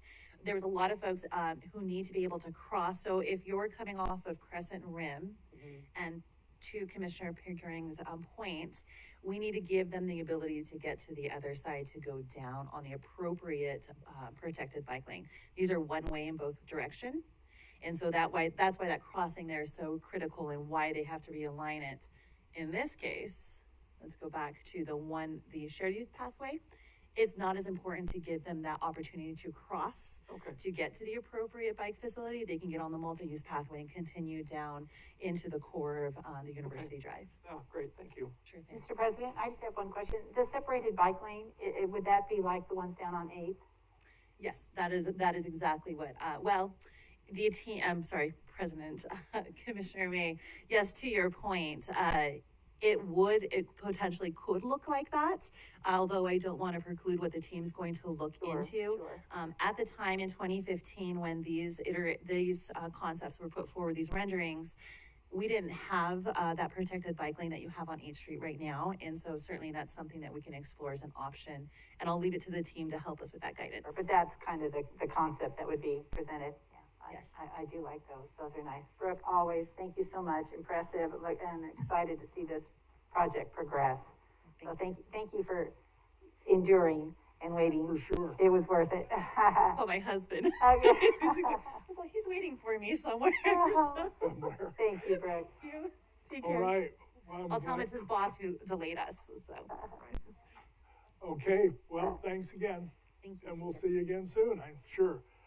Folks, it's 6 o'clock, so we're going to go right into our regular commission meeting, and we'll begin with the Pledge of Allegiance if you join us.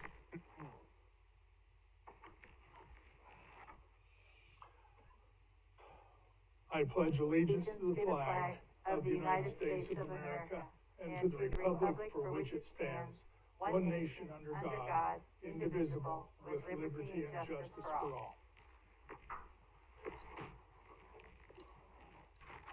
Again, welcome to our regular weekly commission meeting.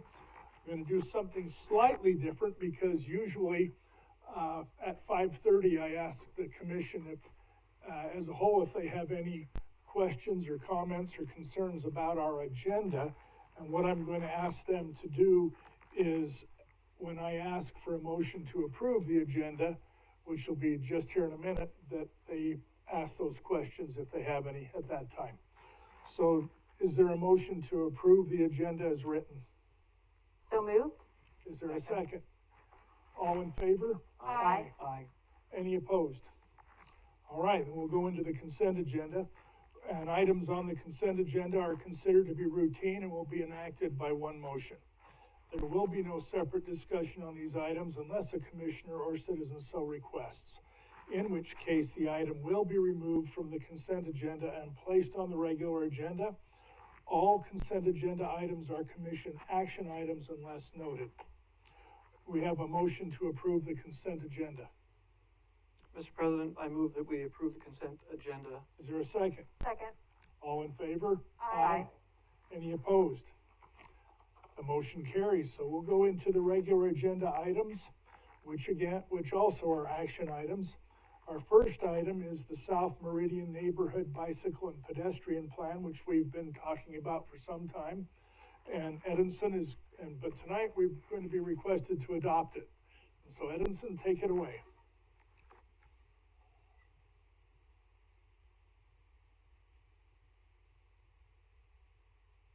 Good evening, Commissioners.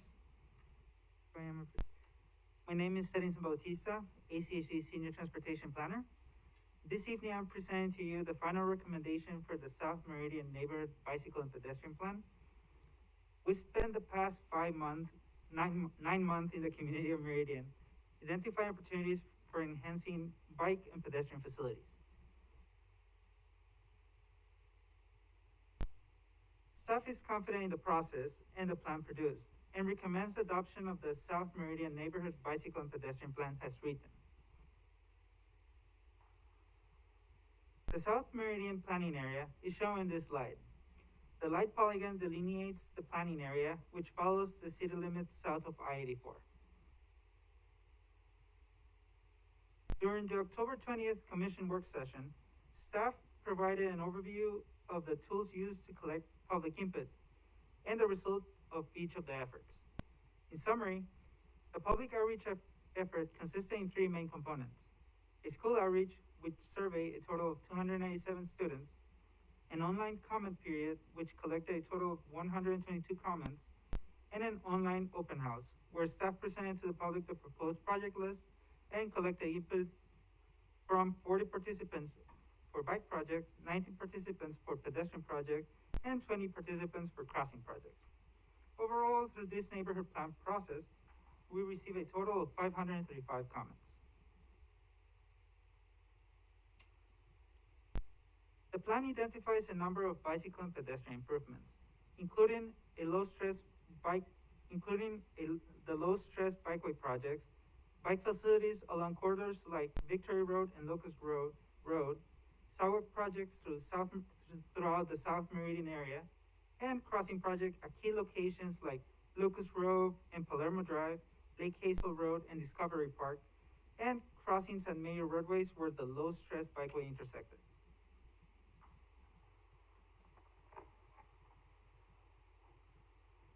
The South Meridian Neighborhood Bicycle and Pedestrian Plan is a project identification tool.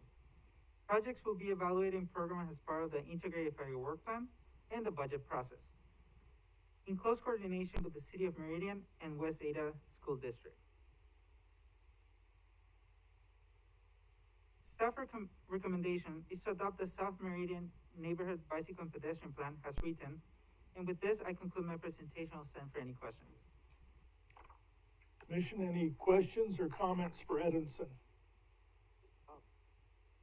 No? Right, then I will Mr. ask. President, I just want to say thank you, Edinson, great presentation, and I would move that we adopt the South Meridian Neighborhood Bicycle and Pedestrian Plan as presented. Second? All in favor? Aye. Any opposed? That was quick. Good work session. You did such a good job last time. There's been a lot go on before this, though. Thank you, Edinson. Okay, now item number 2 will be the Rose Hill and Owyhee Street, Overland Road, and Vista Avenue concept studies, again, for adoption. And so, Christy Enselman will be giving us the final report. Rose Hill first. It should be just Rose Hill and Owyhee. Rose Hill first.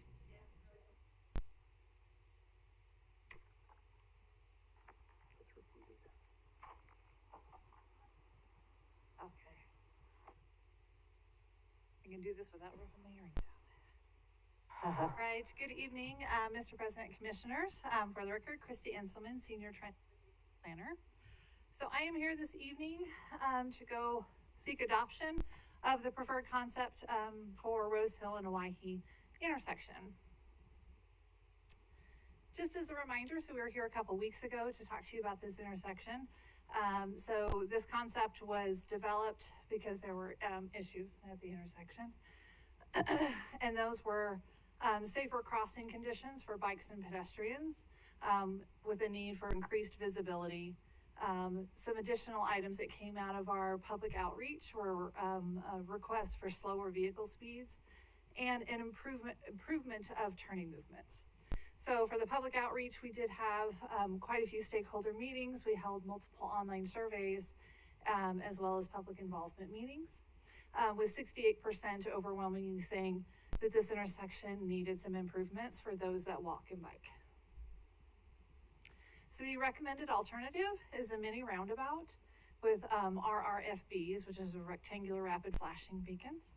And the benefits of this design would provide pedestrian safety, bike safety, motor vehicle safety, as well as it's compatible with all of our adopted plans. The current schedule in the integrated 5-year work plan is to design this project in fiscal year 22, which we're in now, right of way in 23, construction in 24. The last time I came to you, the commission also wanted staff to explore looking at doing a concept study for the corridor. So what we would look to do with your direction is doing a pilot study to look at temporary traffic calming measures. We set the extent from Rose Hill, from Roosevelt to Vista. And the reason we set it that is that's the predominantly residential component. And we can look at the other more commercial elements on another concept, but we wanted to focus first on the residential component. So the purpose of this study would be to enhance that corridor for all users. The concept study and whatever consulting firm, well, the consulting firm we will use, which we likely do Kittleson, that worked on this intersection, would be to identify a variety of potential temporary / semi-permanent, we can't just go put cones out there, traffic calming solutions to calm traffic and mitigate speeding on that corridor. That concept study would anticipate a level 2 bike facility as identified in the bike master plan for Rose Hill in the future. And the design of those measures would need to be supported by the neighborhood, including but not limited to different types of traffic calming measures like chicanes, center medians, lane narrowing, a variety of things the consultant would be looking at with regard to designing those temporary measures. And so we have that pilot study set for fiscal year 22 to get that completed. So we would start right away, in essence, to get that done. So staff is seeking approval of the Rose Hill and Owyhee intersection concept study and with the approval to move forward with that pilot study for the temporary traffic calming. Sorry, I walked really fast over here, so I'm like out of breath. But I'm here, and I will stand for any questions. Christy, I appreciate this. At the risk of having another motion brought up very quickly, I want to let the commission know we do have one member of the public that would like to speak to us today about this, and one online on the Zoom. So, we have anything for Christy? Remind me that construction would be The year, Mr. President, 24? Commissioner Hans, yes. The year for construction of the roundabout will be 24. And then we would seek on the concept study for those traffic calming measures. Obviously, we would talk to you about what the cost would look like for that type of thing, and likely try to incorporate that at the same time, so that we're going in and doing that with the roundabout. Cool. Mr. President, I have a sort of a procedural question. Item number 2 on our agenda also includes Overland Road and Vista Avenue concept studies. And then item 3 is Overland Road and Vista Avenue concept study update. What's the difference between those two, and what, let me make sure I understand.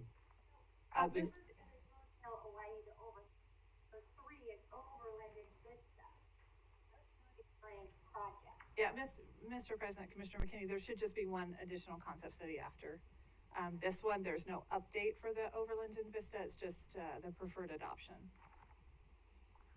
I just want to say thank you for, I think it's a typo. yeah, it's a typo, but I just want to thank you for your patience and awesome work in our work session, and looking forward to hearing public comments. Thank you. All right. Thank so you. We will have some public comments now. We have Jim Pickett, if you'd come up and give us your name and address, and got about three-ish minutes. Guys, You can take the mask off if you'd like. All right. President Goldthorpe, Commissioners, my name's Jim Pickett. I live at 3501 Windsor Drive, Boise, Idaho 83705. I'm a member of the Depot Bench Neighborhood Association, but I'm not speaking on their behalf, but I am relaying ideas that they passed on to me. We didn't make a resolution for this or anything like that. So I'm speaking primarily as a citizen who lives a block and a half away from this intersection.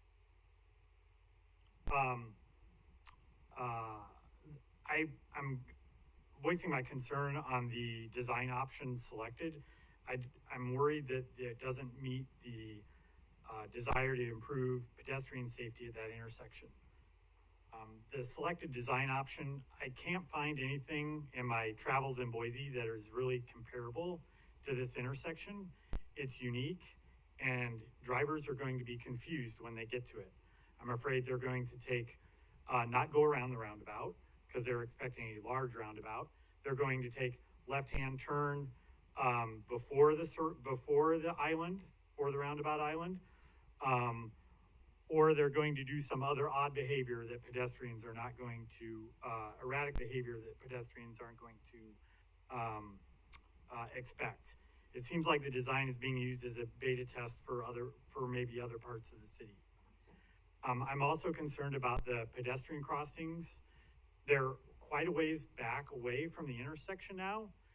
The problem I see with that, the visibility of the pedestrians to the vehicles and the vehicles to the pedestrians. You've now put the pedestrians out of the sight of the vehicles as they come down Rose Hill, and they can't see them as they make a right-hand turn from onto Owyhee, either direction. The design's a major engineering event with lots of hardscape install and landscaping, and if things don't go well, it will result in much more cost in removal or renovation. And while the public approval for the two designs was essentially the same, the selected mini roundabout design had much more public opposition than the simple bulb-out design. There were 9 people who did not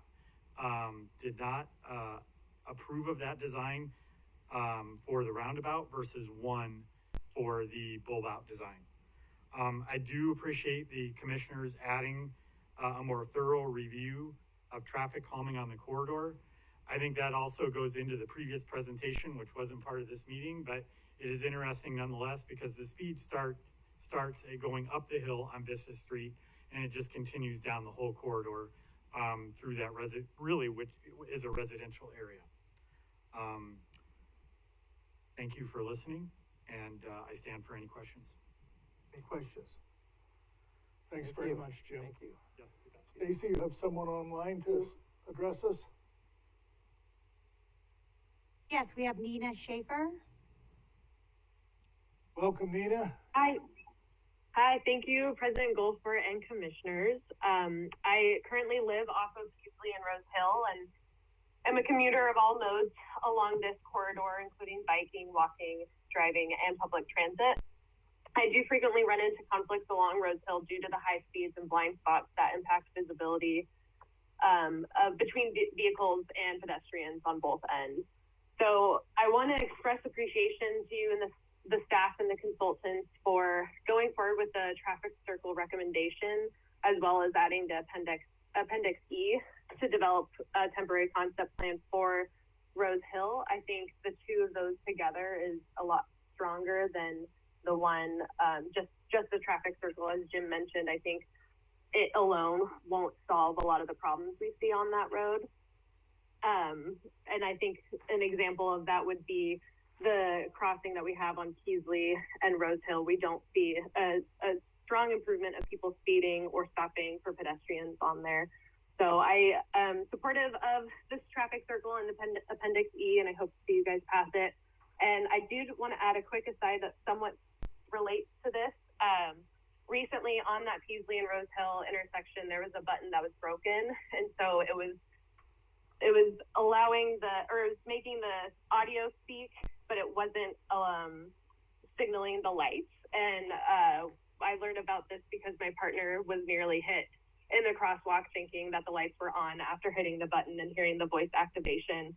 I contacted TELUS, and Brock Love and his crew addressed the problem very quickly, and I really appreciate his efforts on that. And I think with this intersection, as well as the traffic circle and whatnot, we'll see some great improvements on this road. So thank you so much. Thank you very much. I have a quick question for Yes. Nina. It just triggered my thought. So the at that intersection with Peasley, Shoshone, that sort of offset, there's a RRFB, the yellow flashing beacon. And that's what's being proposed also for Owyhee. Do you have an opinion on that, or whether it should be the more enhanced hawk, which is the 3 red lights that come on and basically stop traffic? Sure. Between the two, I would always choose a hawk, especially on Rose Hill with the high traffic volumes. I think hawks are a lot more appropriate. I find myself with the RFBs having to be a bit aggressive and like really either as a pedestrian or biker, I have to kind of like put myself into the curb area to really make sure people stop for me. We still don't get people stopping on that Peasley intersection, which I think is why the voice tells you, be careful, people may not stop even though they are legally required to. So I think a hawk system, no matter the project, is great. And then I think the traffic circle, I've experienced them in other cities and I find them to be really pleasant, especially in neighborhood areas. And so that's why I think the traffic circle with the temporary calming measures will show great improvements on this road. Mr. President? Yes. I just have a question for Christy. Could you pull up the aerial of it too, just so I can see to Jim's point about how far away the crossing is? I just want to see that one more time. Yeah, Mr. Pickett.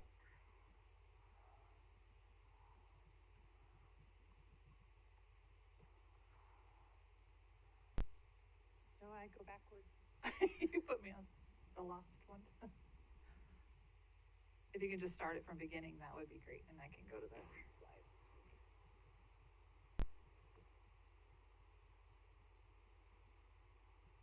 So this is the existing intersection, which is standard head ramps, and there's no signalization currently. So the roundabout he's talking about, it's a little bit further back here, but it also would be every single leg would also be RRFB. So it wouldn't just be the Rose Hill side, the Owyhee side would also have that activation. Thank you, Christy. Mm-hmm. Okay, thank you. Anybody else, Stacy? Yes, we have Cynthia Gibson. Cynthia, welcome. Hi, President Goldthorpe and members of the commission. How are you this evening? It's nice to see all of you.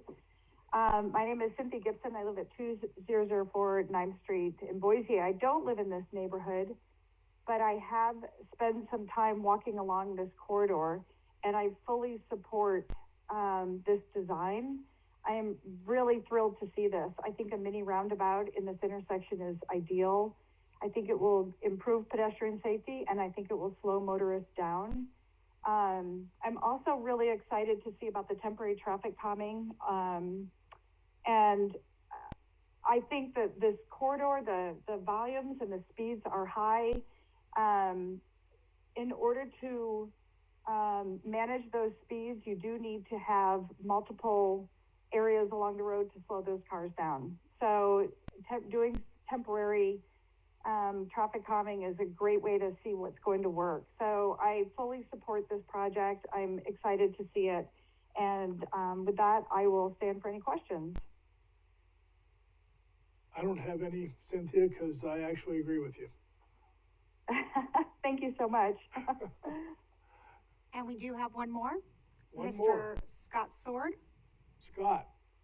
And he has a presentation, he said, so I gave him permissions to share his screen. Well, Scott, we've... Howdy, folks. If you can you hear me okay? Yes, if you give us your name and address, and you'll have 3 minutes. Super. Good evening, folks. My name's Scott. I live at 3220 Kipling, up here in Depot Bench. And so I want to share something really briefly, just to piggyback on the concerns around the Peasley intersection. During the summer, I did a walkthrough with the commissioners, Jim Henson and Alexis Pickering. And one of the things that we walked through was just how treacherous that intersection can actually be. And so I put together something I'd just like to share with the commission to just kind of like underscore some of those items. I drive out of this street at least twice a day. And I would say that it is kind of gut-wrenching a little bit every time I have to pull out here. So here in this picture, I'm facing towards the left turn as I'm southbound. And this is the intersection, to be clear, the intersection of Rose Hill and Peasley. Now, The problem with this is that you have this tremendous blind spot if you're trying to head, take a left and head east towards Vista. And so I pulled up on Google Maps to actually crunch some numbers here. And this green box represents usually where you would stop based off where the marker is for the crosswalk. And so with that, you get about 135 feet of visibility. And from the time that you'd be able to see a car and where it would arrive to where you're at is about 3 seconds approximately.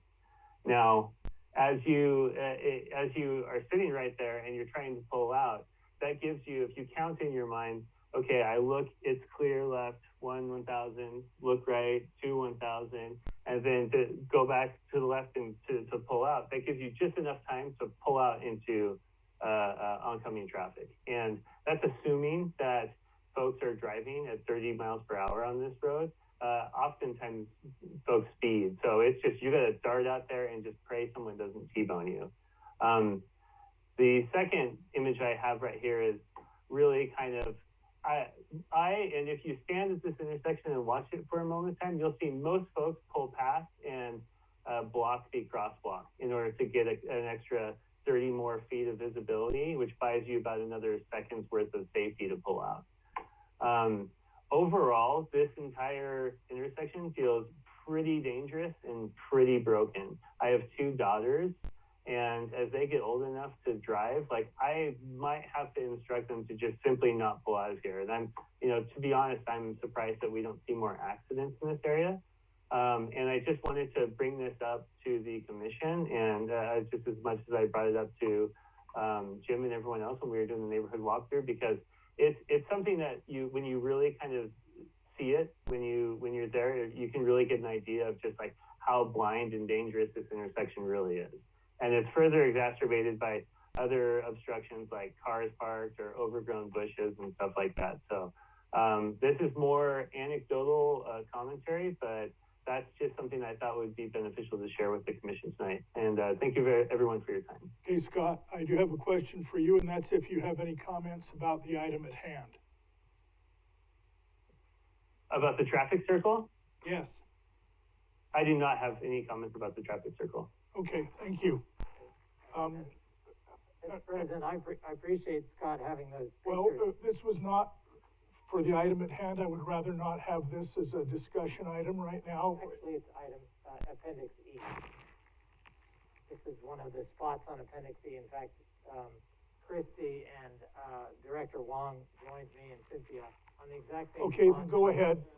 And we observed the same thing, so I had shared your information with Christy, and not the photos, which are much better, with Christy and the director. So one of the spots where we definitely need the kind of temporary traffic calming that is contemplated in Well, that's what I thought this would be addressed, yes. Yeah, so this is exactly why it's so important to do this work, and I think why I so appreciate Christy, and appreciate Commissioners May and Pickering insisting that before we go forward with this, we address this first, and this is a graphic example of why, if the traffic is coming off of Vista at those speeds, and you can't see it at Peasley, by the time you get to Owyhee, it's going at a speed that the traffic circle may not function as well.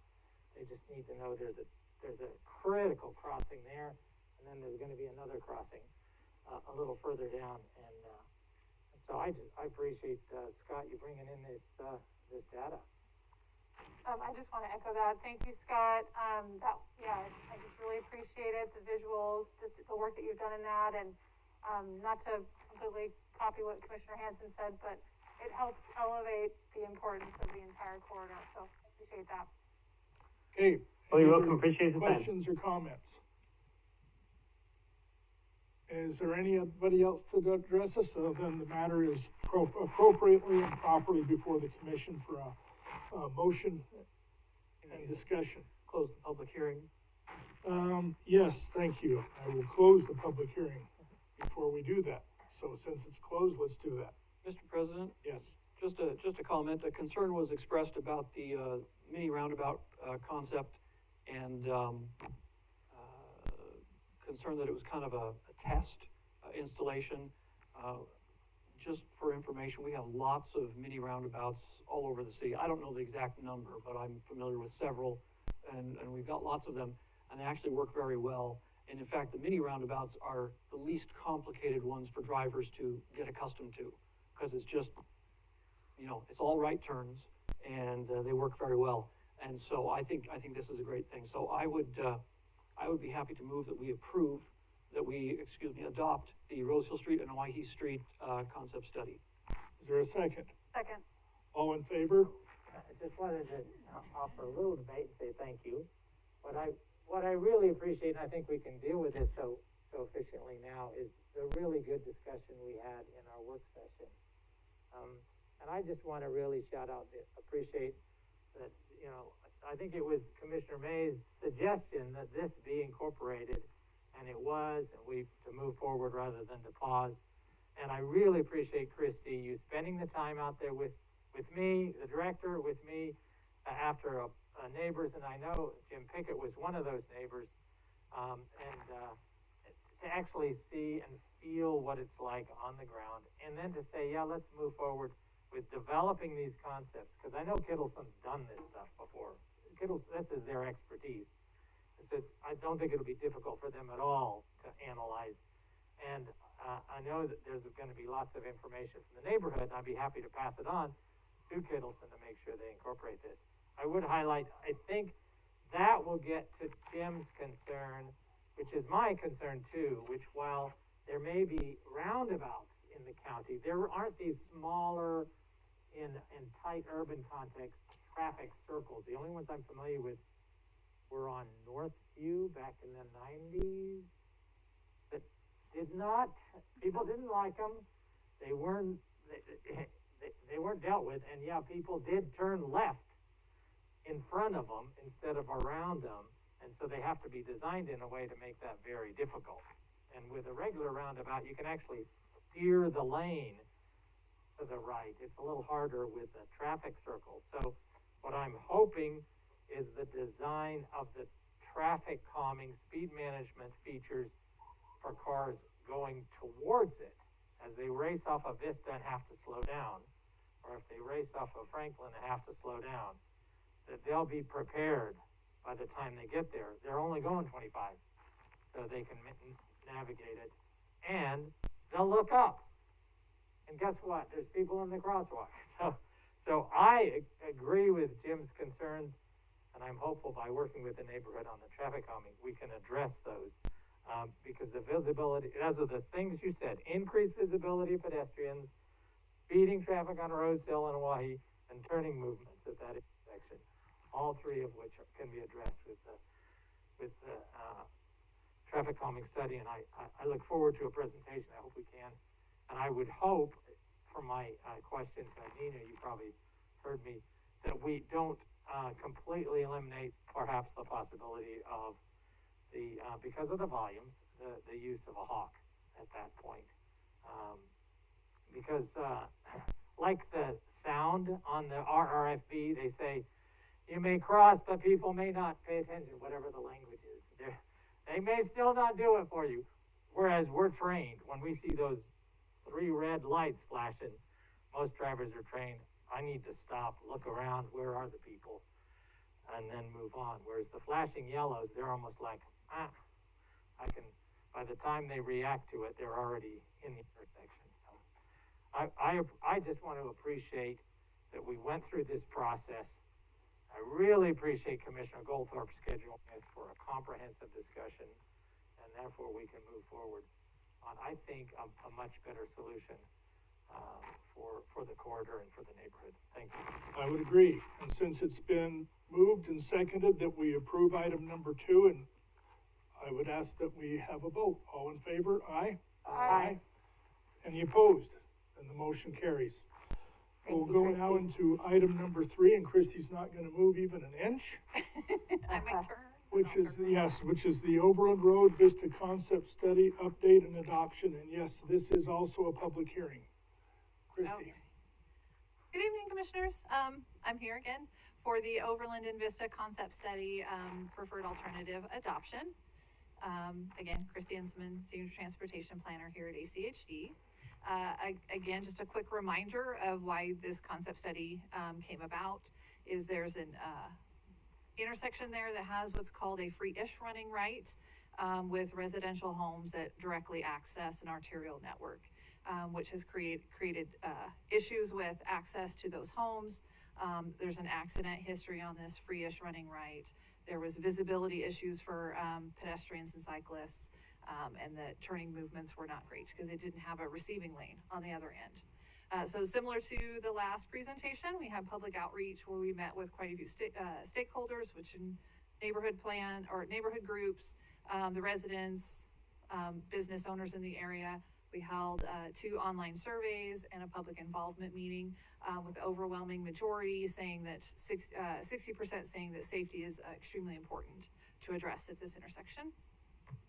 So the recommended alternative is for a frontage road, which would take all access from off of Overland, and it would improve, this particular project would improve all of the pedestrian ramps on all 4 corners. It would provide a wider sidewalk adjacent to, or where the free-ish running right used to be, so it'd be 10 feet in width. We would relocate the bus stop to the south side of the intersection, which is actually preferred by VRT, who was on our project team. And then it would just be one access point for those residents rather than multiple, and give them a safer option. So it's currently in the schedule for design in 24 and construction in the future. And staff's recommending that alternative, and I will stand for any questions. Any questions for Christy?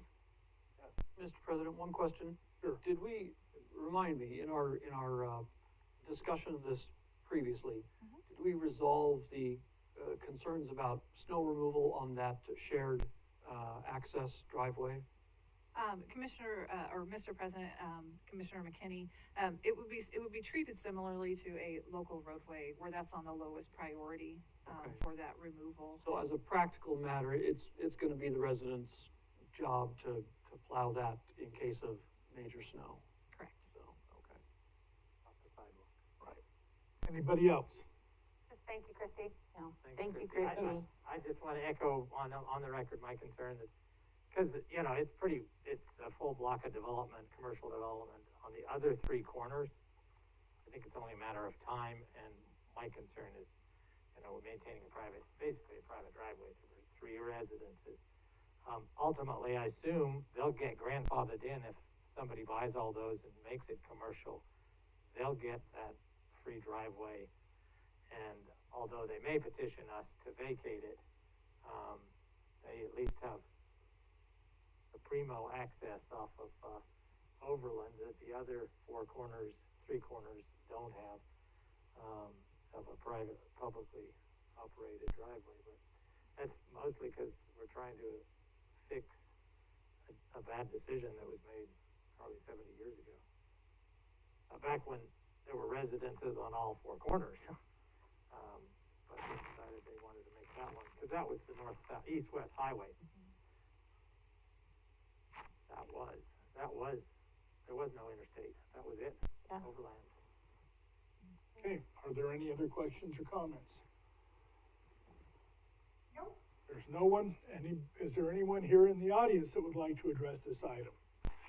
That being the case, we will close the public hearing, and the matter is now properly before the commission for a motion and a vote. Discussion 2.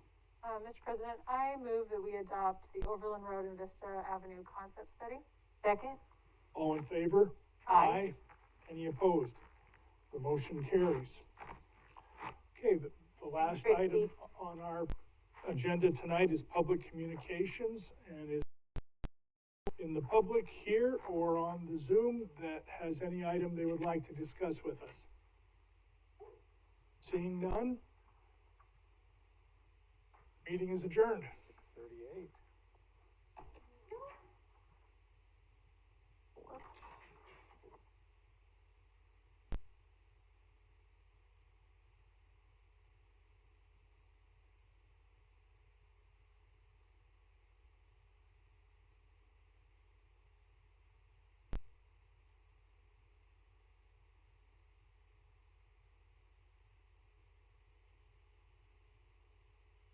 Goodbye.